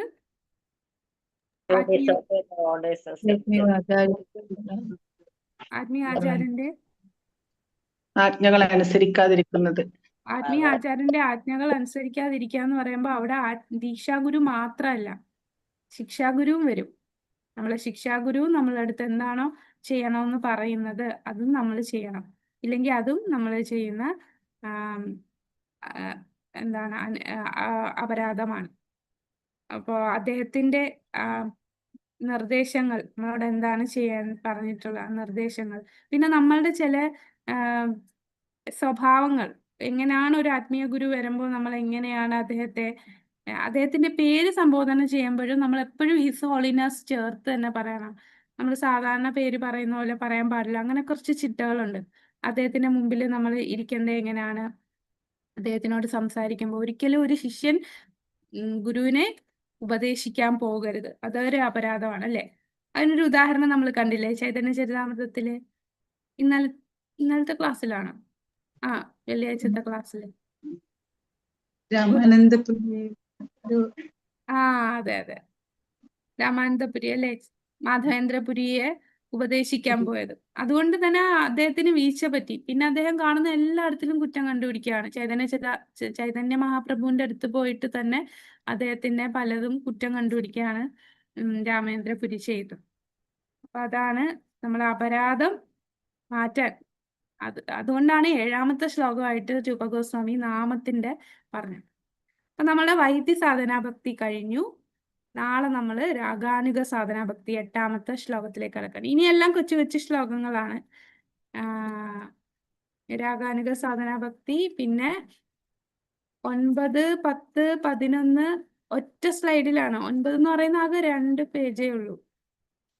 10ഉം അതുപോലെ 2-3 പേജേ ഉള്ളൂ. അപ്പൊ പറ്റുമെങ്കിൽ നമുക്ക് ഒന്നിച്ചെടുക്കാം. അത് കഴിഞ്ഞിട്ട് നമ്മൾ അടുത്ത ആഴ്ച ഈശോപനിഷത്ത് തുടങ്ങിയാൽ മതിയോ, അത് തീർന്ന ഉടനെ ഈശോപനിഷത്ത് തുടങ്ങണം? ഇത് പഠിക്കാനൊരു സമയം വേണം. അടുത്ത ആഴ്ച തുടങ്ങിയാൽ മതിയോ? അടുത്ത ആഴ്ച മതി അല്ലേ? കൂടി വിശദീകരിച്ച് ആ ക്വസ്റ്റ്യൻസ് ഒക്കെ ഡിസ്കസ് ചെയ്യാമല്ലോ. ഓക്കെ. അപ്പൊ അടുത്ത ആഴ്ച ഇതിപ്പോ ഒരു 2 ദിവസം മുമ്പേ തീർന്നാലും ബാക്കി ദിവസം നിങ്ങൾക്ക് ഡിസ്കഷന് വേണ്ടി എടുക്കാം.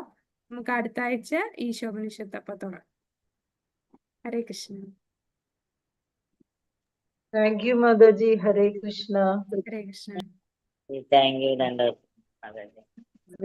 മാതാജി. ഹരേ കൃഷ്ണ. ഹരേ കൃഷ്ണ മാതാജി. പറഞ്ഞു. ഞങ്ങൾ കഴിഞ്ഞ ദിവസം ഡിസ്കസ് ചെയ്തപ്പോഴേ 10ാമത്തെ ക്വസ്റ്റ്യൻ, വൈഷ്ണവാവരാധത്തിന്റെ 6 അപകടങ്ങൾ എന്തൊക്കെയാണ്, ശ്ലോകം 6 എന്ന് പറഞ്ഞൊരു ക്വസ്റ്റ്യൻ ഉണ്ട്. അത് ശരി സംശയമൊക്കെ ഉണ്ടായിരുന്നു. 10ാമത്തെ ക്വസ്റ്റ്യൻ. കഴിഞ്ഞിപ്പം ഞാൻ നോക്കിയിട്ട് പറയാം. അതാണ് നോട്ട് ചെയ്ത് വെച്ചോളൂ. അത് 10ാമത്തെ അല്ലേ? 10ാമത്തെ ക്വസ്റ്റ്യൻ. പിന്നെ ഓക്കെ. ഒരു 15ാമത്തെ ക്വസ്റ്റ്യൻ ഉണ്ട്. നിയമാഗ്രഹത്തിന്റെ ദ്വിമുഖ അർത്ഥങ്ങൾ വിവരിക്കുക. ശ്ലോകം അത് നമ്മളെ നിയമാഗ്രഹം അത് നമ്മുടെ ലോകാവസ്ഥ ലക്ഷണം എന്താണ്? ശ്ലോകം 7. അപ്പൊ ശ്ലോകം 16 അത് ആൻസറിലല്ല, അതിന്റെ ക്വസ്റ്റ്യനിലുള്ള എന്തോ തിരുത്താണ് മതി. ക്വസ്റ്റ്യൻ നിയമാഗ്രഹത്തിന്റെ ദ്വിമുഖ അർത്ഥങ്ങൾ വിശദീകരിക്കുക. ഇത് ശ്ലോകം 16 ശ്ലോകം 2 എഴുതിയിട്ടുണ്ട്. പിന്നെ 16 നമ്മുടെ ലോകാവസ്ഥയുടെ ലക്ഷണം എന്താണ്? ശ്ലോകം 7. അതൊക്കെ ഒന്നിനാണ് വരുന്നത്. അത് ആ ക്വസ്റ്റ്യനാണ് സംശയം, ആൻസറിനല്ല സംശയം. ഓക്കെ. അത് ഞാൻ എന്റെ കയ്യിൽ ഇപ്പൊ ക്വസ്റ്റ്യൻ ഇല്ലാത്തോണ്ട് ഞാൻ നോക്കിയിട്ട് 15ാമത്തെ ക്വസ്റ്റ്യൻ 15ഉം 10ഉം 10, 15. 15, 10, 15. ഹരേ കൃഷ്ണ. അപ്പം